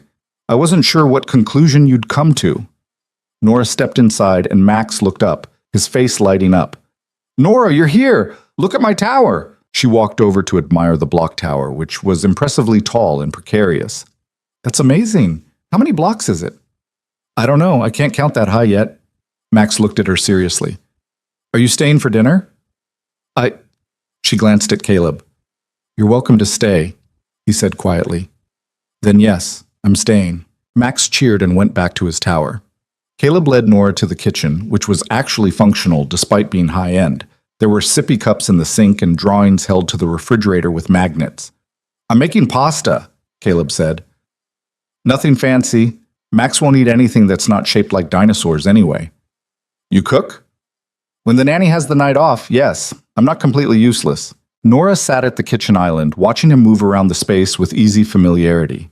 It was such a normal scene, a father making dinner for his son while his fiancée watched, except none of it was supposed to be real. "Thank you," she said. "For what?" "For calling Harlow, for believing in my work, for not making it weird." Caleb looked at her over his shoulder. "You're talented, Nora. I didn't do anything except tell someone else what I already knew. Still, thank you." They fell into silence, but it was comfortable. Max came running in asking for juice, which Caleb provided along with a snack. The little boy climbed onto the stool next to Nora and started narrating his entire day, something about circle time and a kid named Emma who brought a frog to show and tell. Nora listened, genuinely interested, asking questions that made Max giggle. This felt real in a way nothing else had. No cameras, no performance, just a family being together. Except they weren't a family. Not really. Dinner was chaotic in the best way. Max insisted on sitting between them, spilling juice twice and getting pasta sauce on his shirt. Caleb handled it all with the practiced ease of someone who'd been doing this alone for a while. After dinner, they played a board game that Max won by making up rules. Then it was bath time, and Caleb looked at Nora apologetically. "This usually takes a while. You don't have to wait. Can I help?" He looked surprised. "You want to help with bath time?" "Why not? I've never bathed a 4-year-old before. Seems like something I should learn." What she didn't say was that she wasn't ready to leave yet. That this apartment, this life, felt more real than anything in her own world. Bath time was an adventure. Max had strong opinions about which toys needed to be in the tub and spent most of the time making up stories about submarine dinosaurs. Nora sat on the bathroom floor, getting splashed, listening to Caleb narrate an elaborate tale about a T-Rex who lived underwater. When Max was finally clean and in pajamas, Caleb carried him to bed. Nora followed, standing in the doorway as Caleb tucked him in. "Story time," Max demanded. "Which book tonight?" "The dragon one. And I want Nora to read it." Caleb looked at her, and Nora felt her heart squeeze. She sat on the edge of Max's bed and read the story about a dragon who was afraid of flying, doing different voices for each character. Max giggled at her dragon impression, which sounded more like a broken radiator than anything fierce. By the end of the story, Max's eyes were drooping. "Nora?" he said sleepily. "Yeah, buddy? Are you going to live here now? With me and Daddy?" Nora froze. She looked at Caleb, who was leaning against the doorframe with an expression she couldn't read. "We'll see," she said gently. "For now, I have my own place. But I want you to stay." Max's voice was small, vulnerable. "It's lonely when it's just me and Daddy. I like when you're here." Nora felt tears burn her eyes. She kissed Max's forehead. "Get some sleep, okay? We'll figure it out." "Promise?" "Promise." Max fell asleep within minutes. Nora and Caleb stood in the hallway outside his room, the weight of that conversation hanging between them. "I'm sorry," Caleb said. "I didn't know he'd ask that." "It's okay." "It's not okay. He's getting attached, and when this ends, Nora interrupted. He's going to be hurt. I know. I've been trying not to think about it. They moved to the living room, putting distance between themselves and Max's room. Nora sat on the couch, and Caleb poured them both wine. We need to talk about what this is, he said, sitting beside her. Really talk about it. I know. It's been more than a week.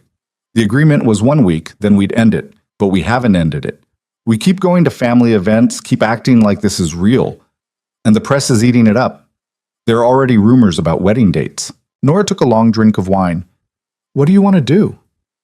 I asked you first. Caleb. He set down his glass and turned to face her. I don't want to end it. There.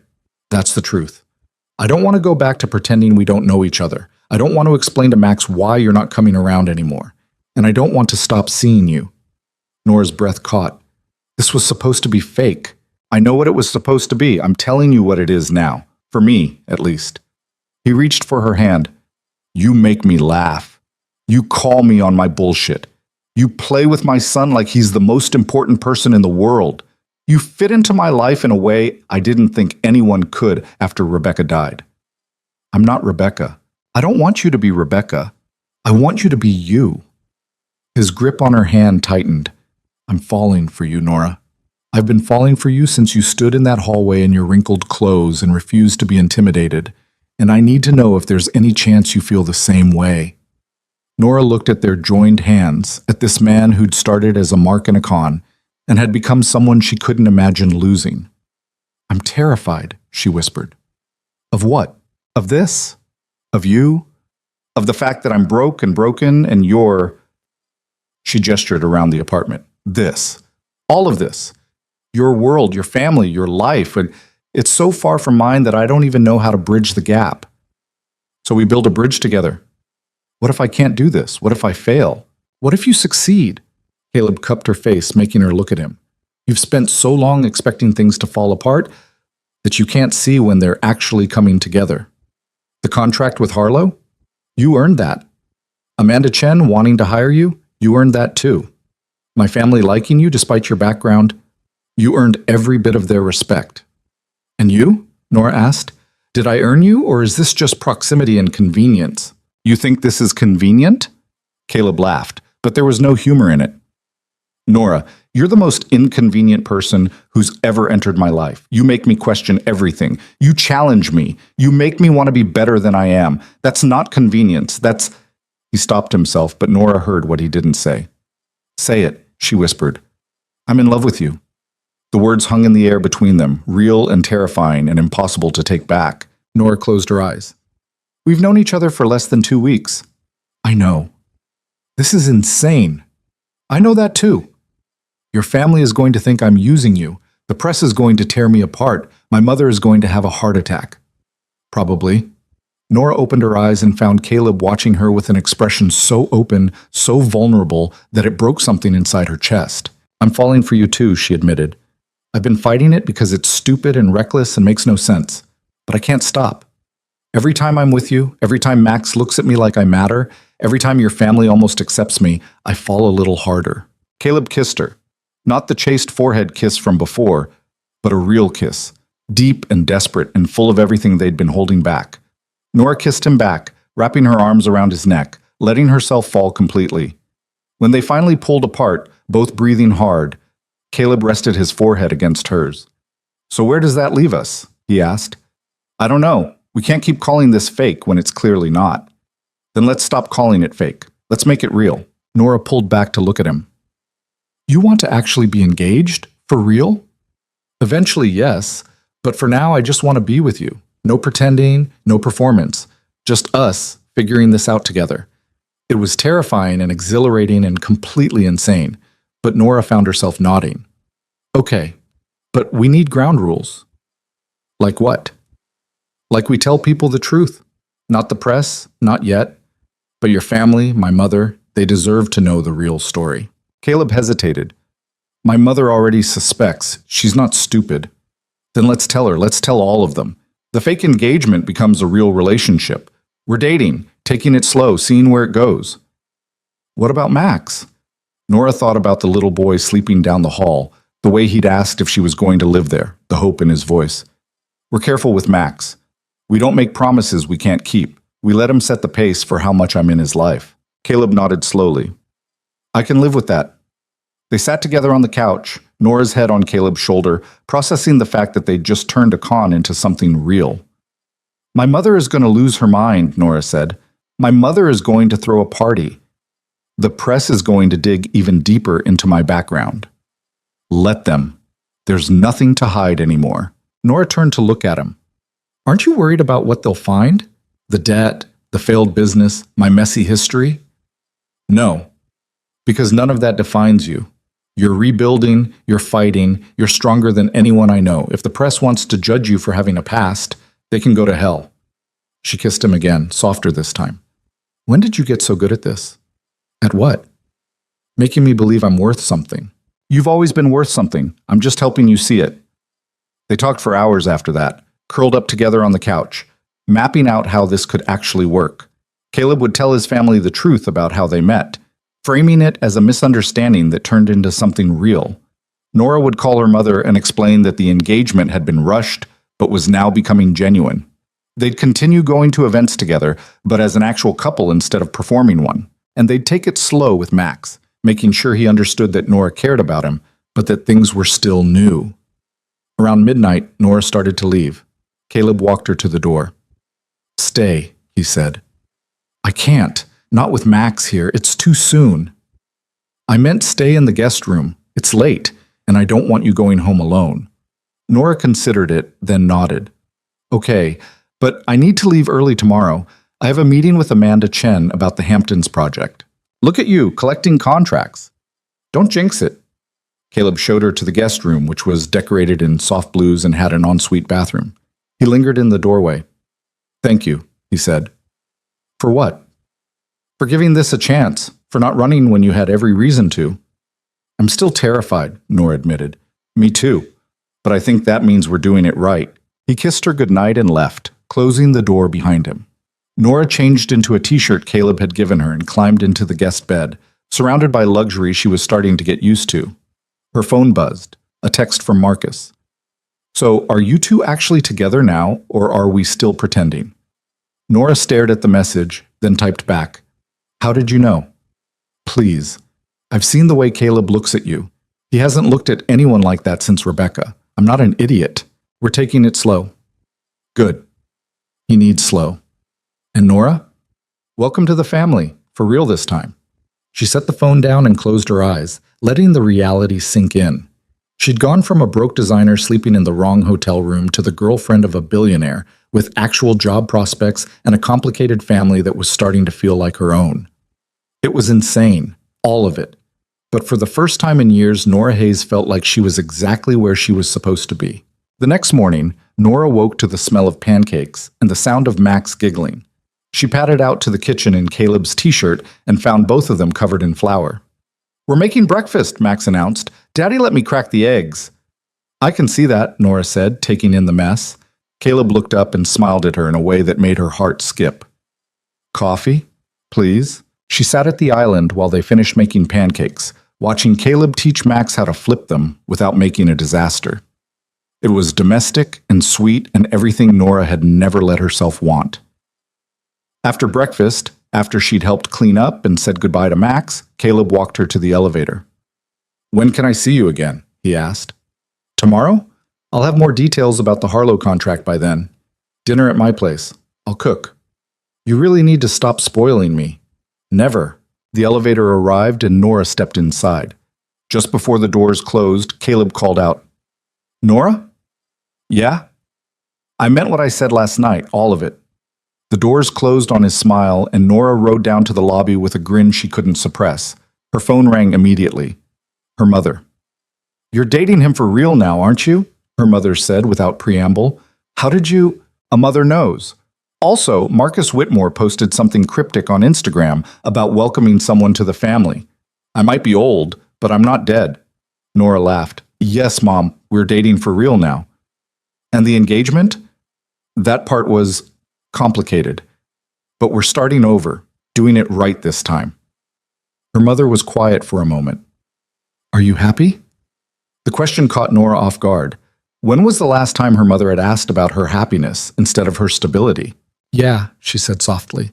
I think I am. Then I'm happy for you. But honey? Yeah? Don't lose yourself in his world. You fought too hard to build your own to give it up now. It was the best advice her mother had ever given her. The meeting with Amanda Chen went better than expected. The Hamptons renovation was a massive project, and Amanda wanted Nora to head the entire design team. The budget was generous, the timeline reasonable, and the creative freedom exactly what Nora had always dreamed of. When she left Amanda's office with another signed contract, Nora stood on the sidewalk and let herself feel it.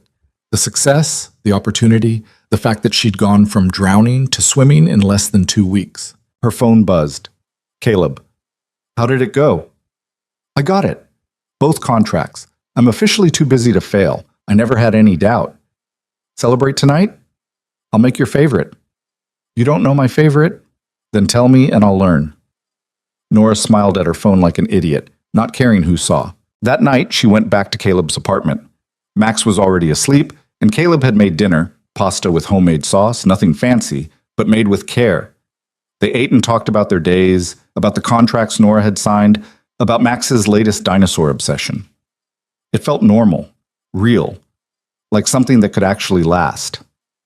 After dinner, they sat on the couch, Nora tucked under Caleb's arm, watching the city lights through the floor-to-ceiling windows. I talked to my mother today, Caleb said. Told her the truth about how we met. Nora sat up. And? She laughed for about 5 minutes. Then she said she'd suspected something was off, but decided the end result was worth the questionable beginning. He paused. She likes you, Nora.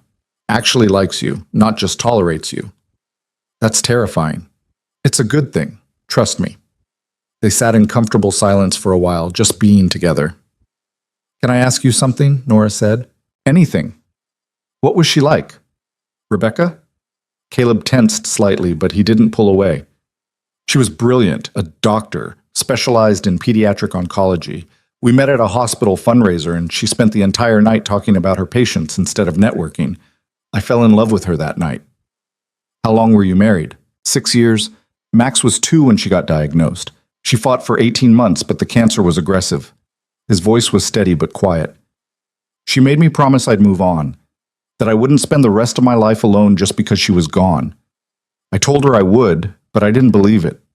Couldn't imagine wanting anyone else. And now? He looked at Nora, his expression open and honest. Now I think she'd be happy I found you. You're nothing like her, but that's not a bad thing. You make me feel alive in a different way, like I'm building something new instead of trying to recreate what I lost. Nora kissed him, soft and slow, and tried to show him everything she couldn't put into words. When they pulled apart, Caleb smiled. Stay tonight, in my room this time. What about Max? He knows you stayed over last night, and he'll be thrilled to see you at breakfast again. You're sure? I've never been more sure of anything. Nora stayed. They fell asleep tangled together, and when morning came, Max burst into the room demanding pancakes again. He climbed onto the bed between them, completely unfazed by finding Nora there. Are you my dad's girlfriend now? He asked. Nora and Caleb exchanged glances. Yeah, buddy, Caleb said. She is. Good. I like her. Max turned to Nora. Can you live here now? Not yet, but I'll visit a lot. Every day? As often as I can. Max seemed satisfied with that answer. He scrambled off the bed and ran to get his dinosaurs, ready to show Nora which ones had arrived since her last visit. Caleb pulled Nora close and kissed her temple. Welcome to the chaos. I think I like the chaos. Good. Because it's only going to get worse from here. He was right, but for the first time in her life, Nora was ready for it. The chaos Caleb warned about came in waves, some expected and some that blindsided Nora when she least expected it. 3 months into their real relationship, she was sitting in her new office, an actual office with her name on the door, rented with money from the Harlow contract, when her phone lit up with a call from a number she didn't recognize. Nora Hayes speaking? Ms. Hayes, this is Jennifer Park from The Times. I'm doing a piece on women entrepreneurs in New York, and I'd love to interview you about your recent success in the design world. Nora's first instinct was to say no. The press had been relentless since she and Caleb had gone public with their relationship, most of it focused on her background, her sudden rise, the Cinderella narrative everyone seemed desperate to write. But then she thought about what Caleb had said. Let them look. There's nothing to hide. What kind of piece, she asked. A feature on women who've built successful businesses despite obstacles. I understand you've recently landed several major contracts after a difficult period. Who told you about the difficult period? Jennifer hesitated. I did my research, but I'm not interested in tabloid gossip. I want to talk about the work. Something in her tone made Nora trust her. Okay. When? The interview happened 2 days later at a coffee shop in Brooklyn. Jennifer was younger than Nora expected, maybe 28, with the sharp focus of someone who actually cared about getting the story right. They talked for 2 hours.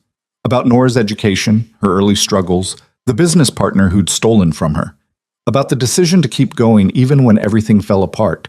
About the night she accidentally walked into the wrong hotel room and how that mistake had somehow led her here. Can I ask about Caleb Whitmore? Jennifer said carefully. You can ask. There's been speculation that you've only succeeded because of your relationship with him. How do you respond to that? Nora had prepared for this question. She'd rehearsed responses with Caleb, practiced staying calm. But sitting there, drinking overpriced coffee and talking to a reporter who seemed genuinely interested in the truth, the prepared answers felt hollow.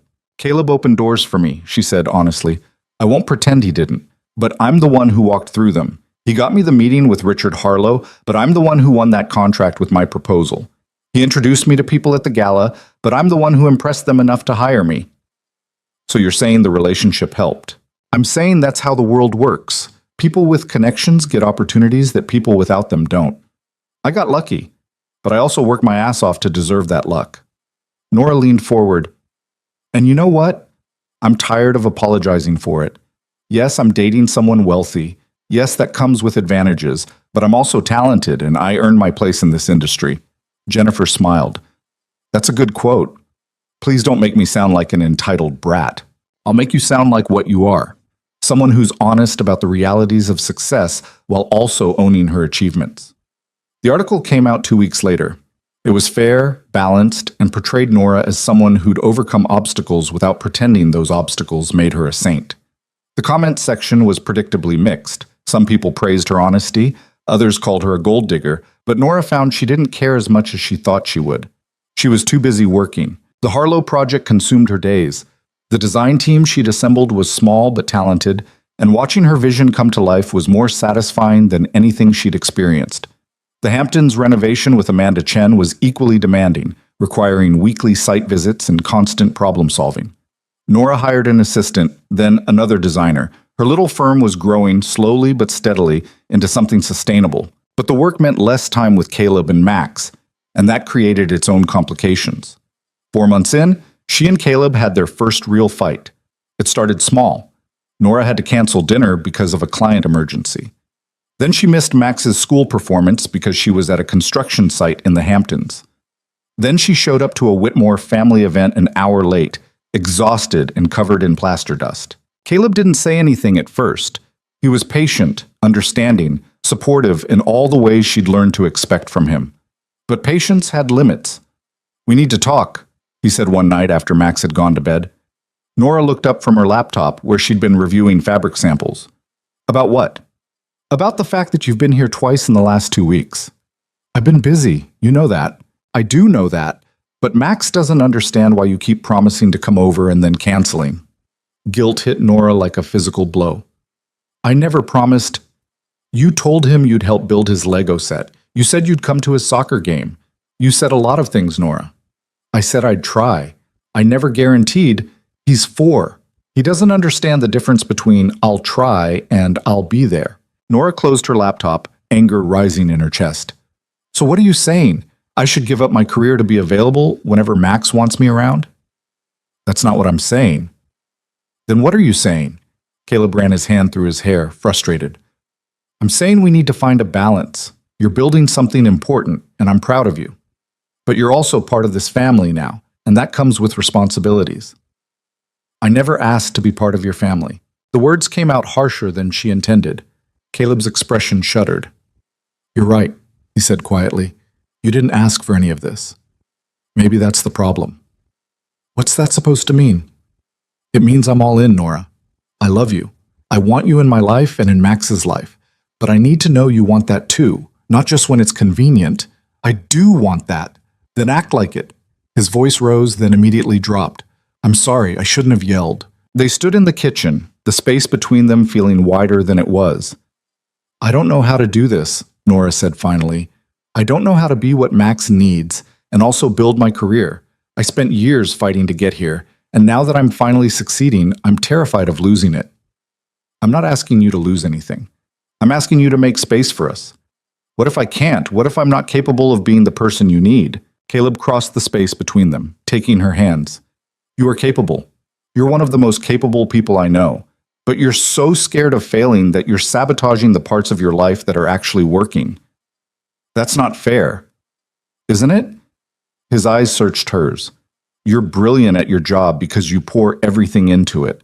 But relationships require the same energy, and you keep holding back like you're waiting for this to fall apart. Nora pulled her hands away. Because things always fall apart for me. My business failed. My ex stole from me. I was one bad month away from being homeless. Forgive me for being cautious. I'm not your ex, and I'm not going anywhere. You say that now. I'll say it forever if that's what it takes for you to believe me. They stared at each other, both breathing hard, both scared. I don't want to lose you, Nora whispered. Then stop pushing me away. She let him pull her close, let herself cry against his chest while he held her. They didn't solve anything that night, but they started talking, really talking, about fears and expectations and what they each needed to make this work. The next day, Nora blocked out Thursdays for Max. No meetings, no site visits, nothing but time with him. She also started saying no to projects that would overextend her, learning that sustainable success was better than burnout. It wasn't perfect. She still worked too much sometimes. She still felt the pull between her career and her relationship. But she was trying, and Caleb was patient, and slowly they found a rhythm that worked. 6 months after their first fight, Nora moved some of her things into Caleb's apartment. Not everything. She kept her own place, needing the independence, but enough that Max's eyes lit up when he saw her toothbrush in the bathroom. Does this mean you live here now? He asked. Part-time, Nora said. I'm still figuring it out. Figuring out is okay. Daddy says grown-ups are always figuring things out. Your daddy is a smart man. I know, he told me. Nora laughed and chased Max through the apartment, tickling him until he squealed. When Caleb came home from work, he found them building a blanket fort in the living room, both covered in cushions and giggling. What did I miss? He asked. We're making a castle, Max explained. Nora says every castle needs a dragon, so we're going to find one. A dragon? In Manhattan. We'll make it work, Nora said, grinning.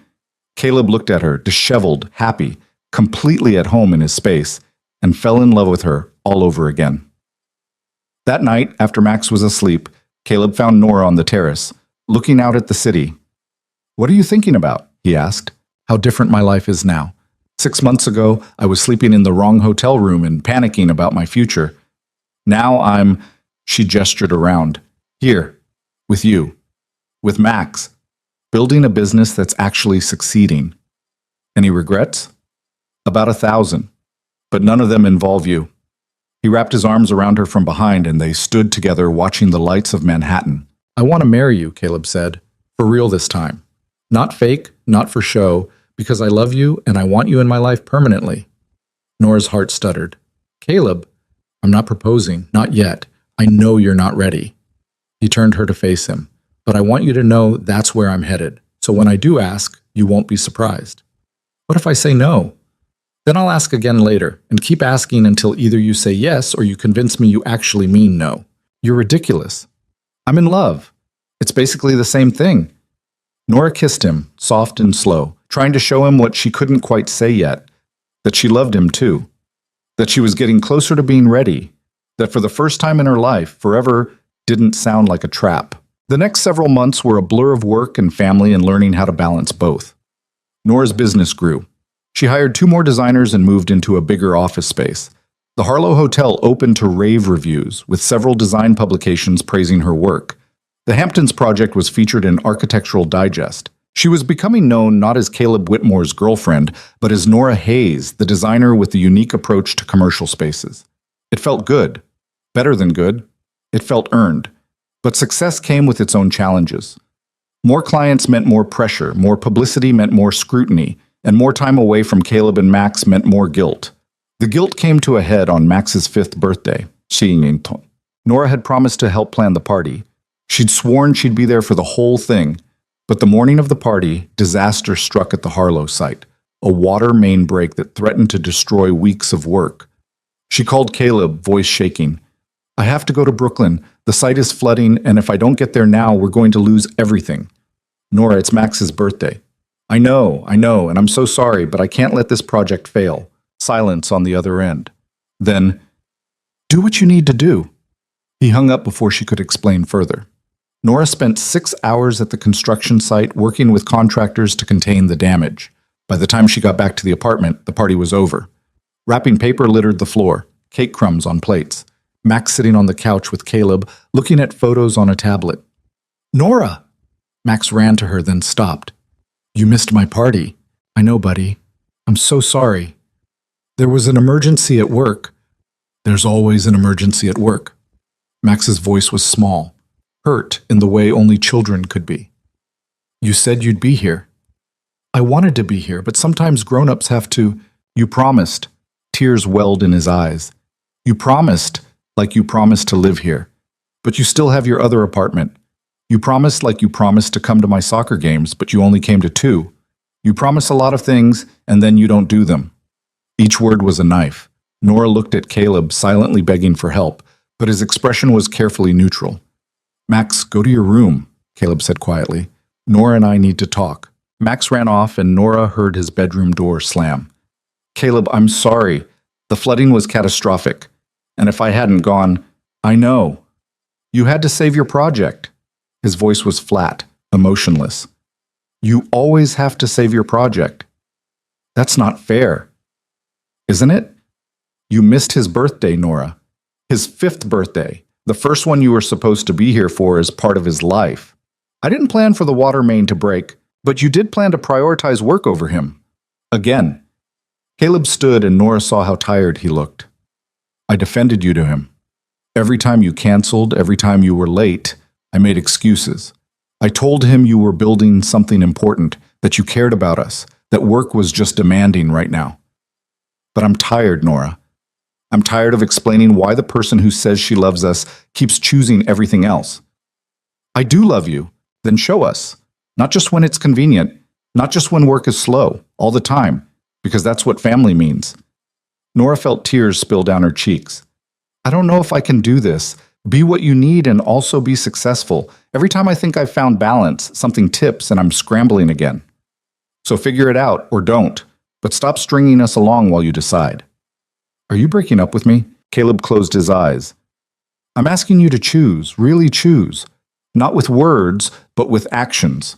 Show Max that he matters more than a flooded construction site. Show me that we're worth fighting for. I am fighting for you. You're fighting for your career, which is fine. I want you to succeed. But you can't build a life with someone while keeping one foot out the door." He walked to Max's room, leaving Nora standing in the wreckage of the party she'd missed. She left shortly after, going back to her own apartment, the one she'd kept as an escape route, the one that proved she wasn't fully committed. For 3 days, she and Caleb didn't speak. Nora threw herself into work, trying to outrun the guilt. But everywhere she looked, she saw reminders of what she was losing. Max's drawings on her office wall, the photo of the 3 of them at the estate, the ring she'd seen in Caleb's nightstand drawer, the one he was saving for when she was ready. On the 4th day, Elaine showed up at Nora's office. "We need to talk," she said, walking in without invitation. "If Caleb sent you..." "Caleb didn't send me. I came because I care about you both, and you're being an idiot." Nora blinked. "Excuse me?" Elaine sat across from her. "You're sabotaging the best thing that's ever happened to you because you're scared. I get it. You've been hurt. You've lost things. You're terrified of failing. But Nora, you're failing right now by not showing up. I have responsibilities." So does every successful person.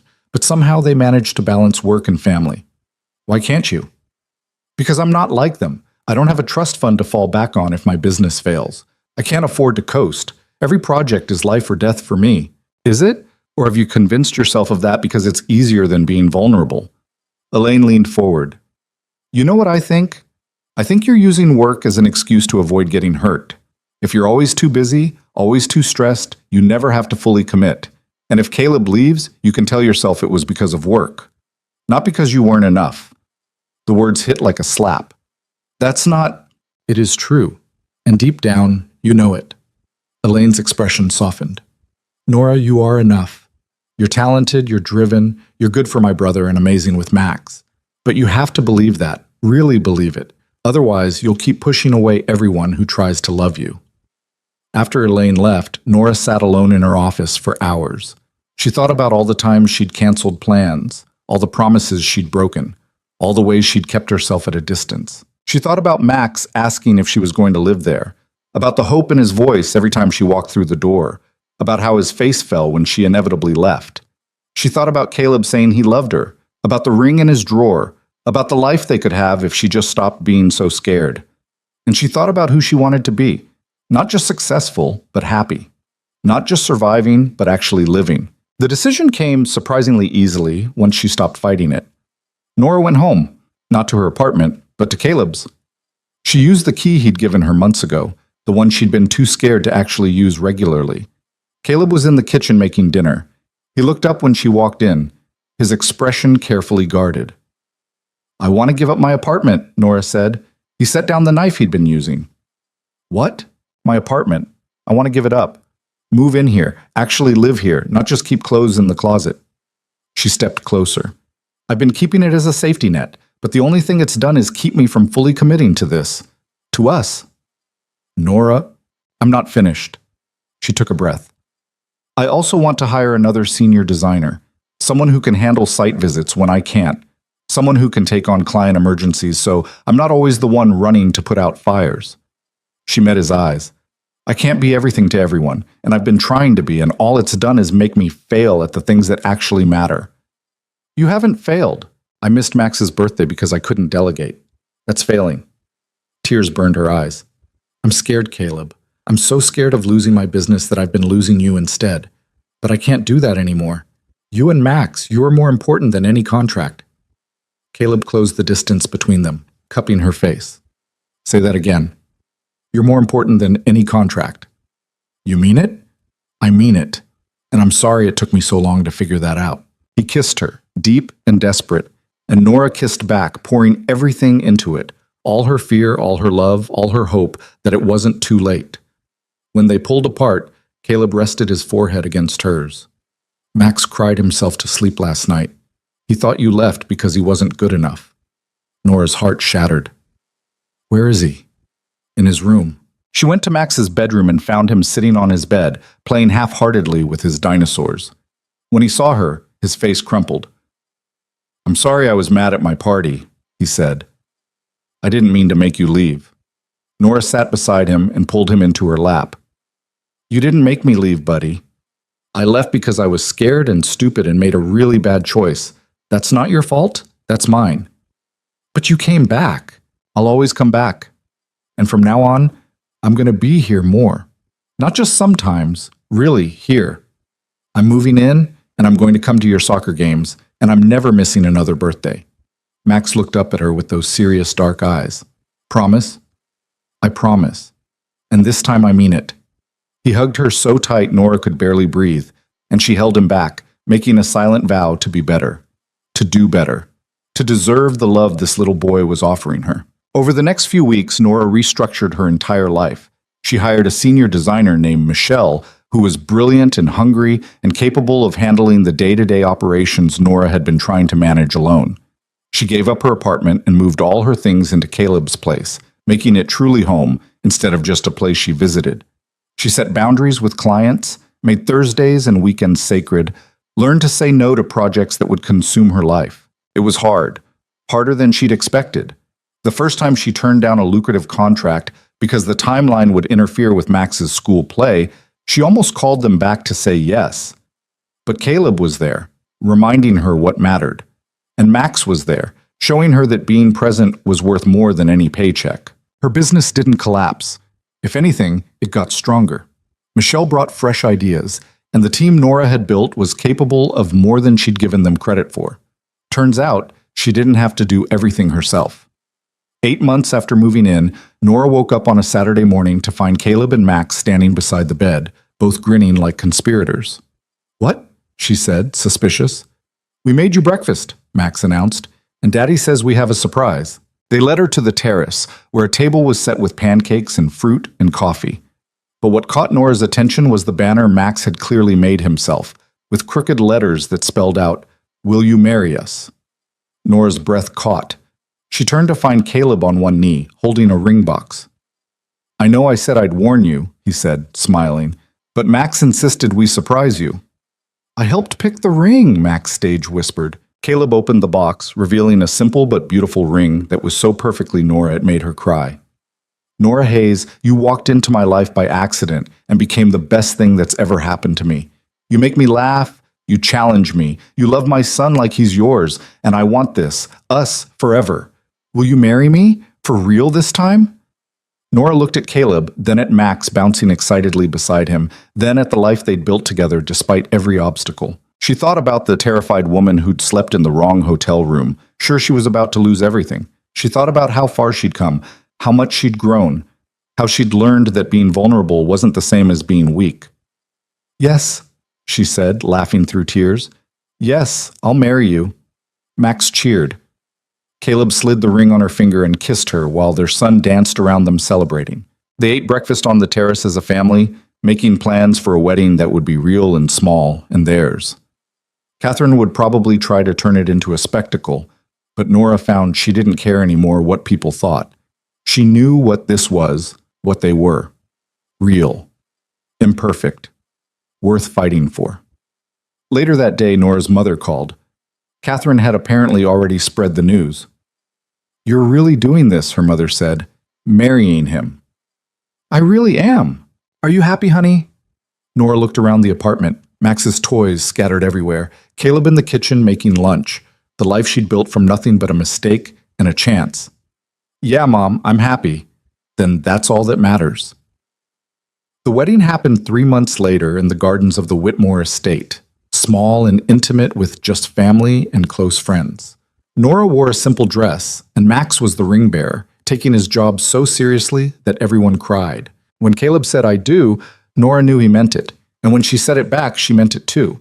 Not because everything was perfect. It wasn't. They still fought sometimes, still struggled to balance work and family, still had moments of doubt, but they chose each other. Every day, in big ways and small, they chose each other.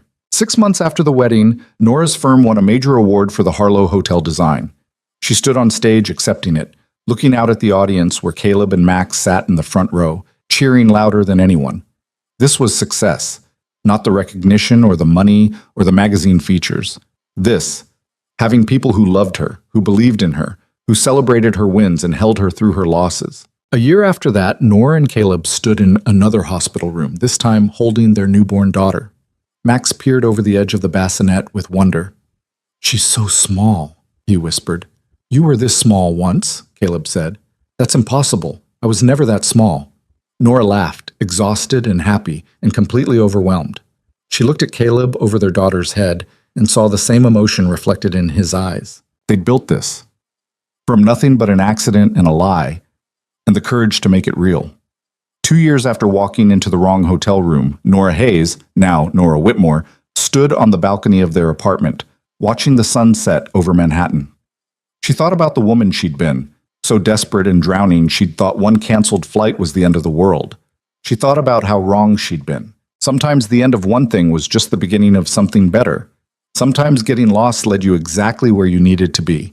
Sometimes the worst mistake of your life turned out to be the best thing that ever happened. Caleb joined her on the balcony, wrapping his arms around her waist. "What are you thinking about?" he asked. "How glad I am that I walked into the wrong room. Best accident ever. The best." They stood together watching the city lights come on, surrounded by the life they'd built from nothing but chance and choice and love. And Nora finally understood what her mother had been trying to tell her all along.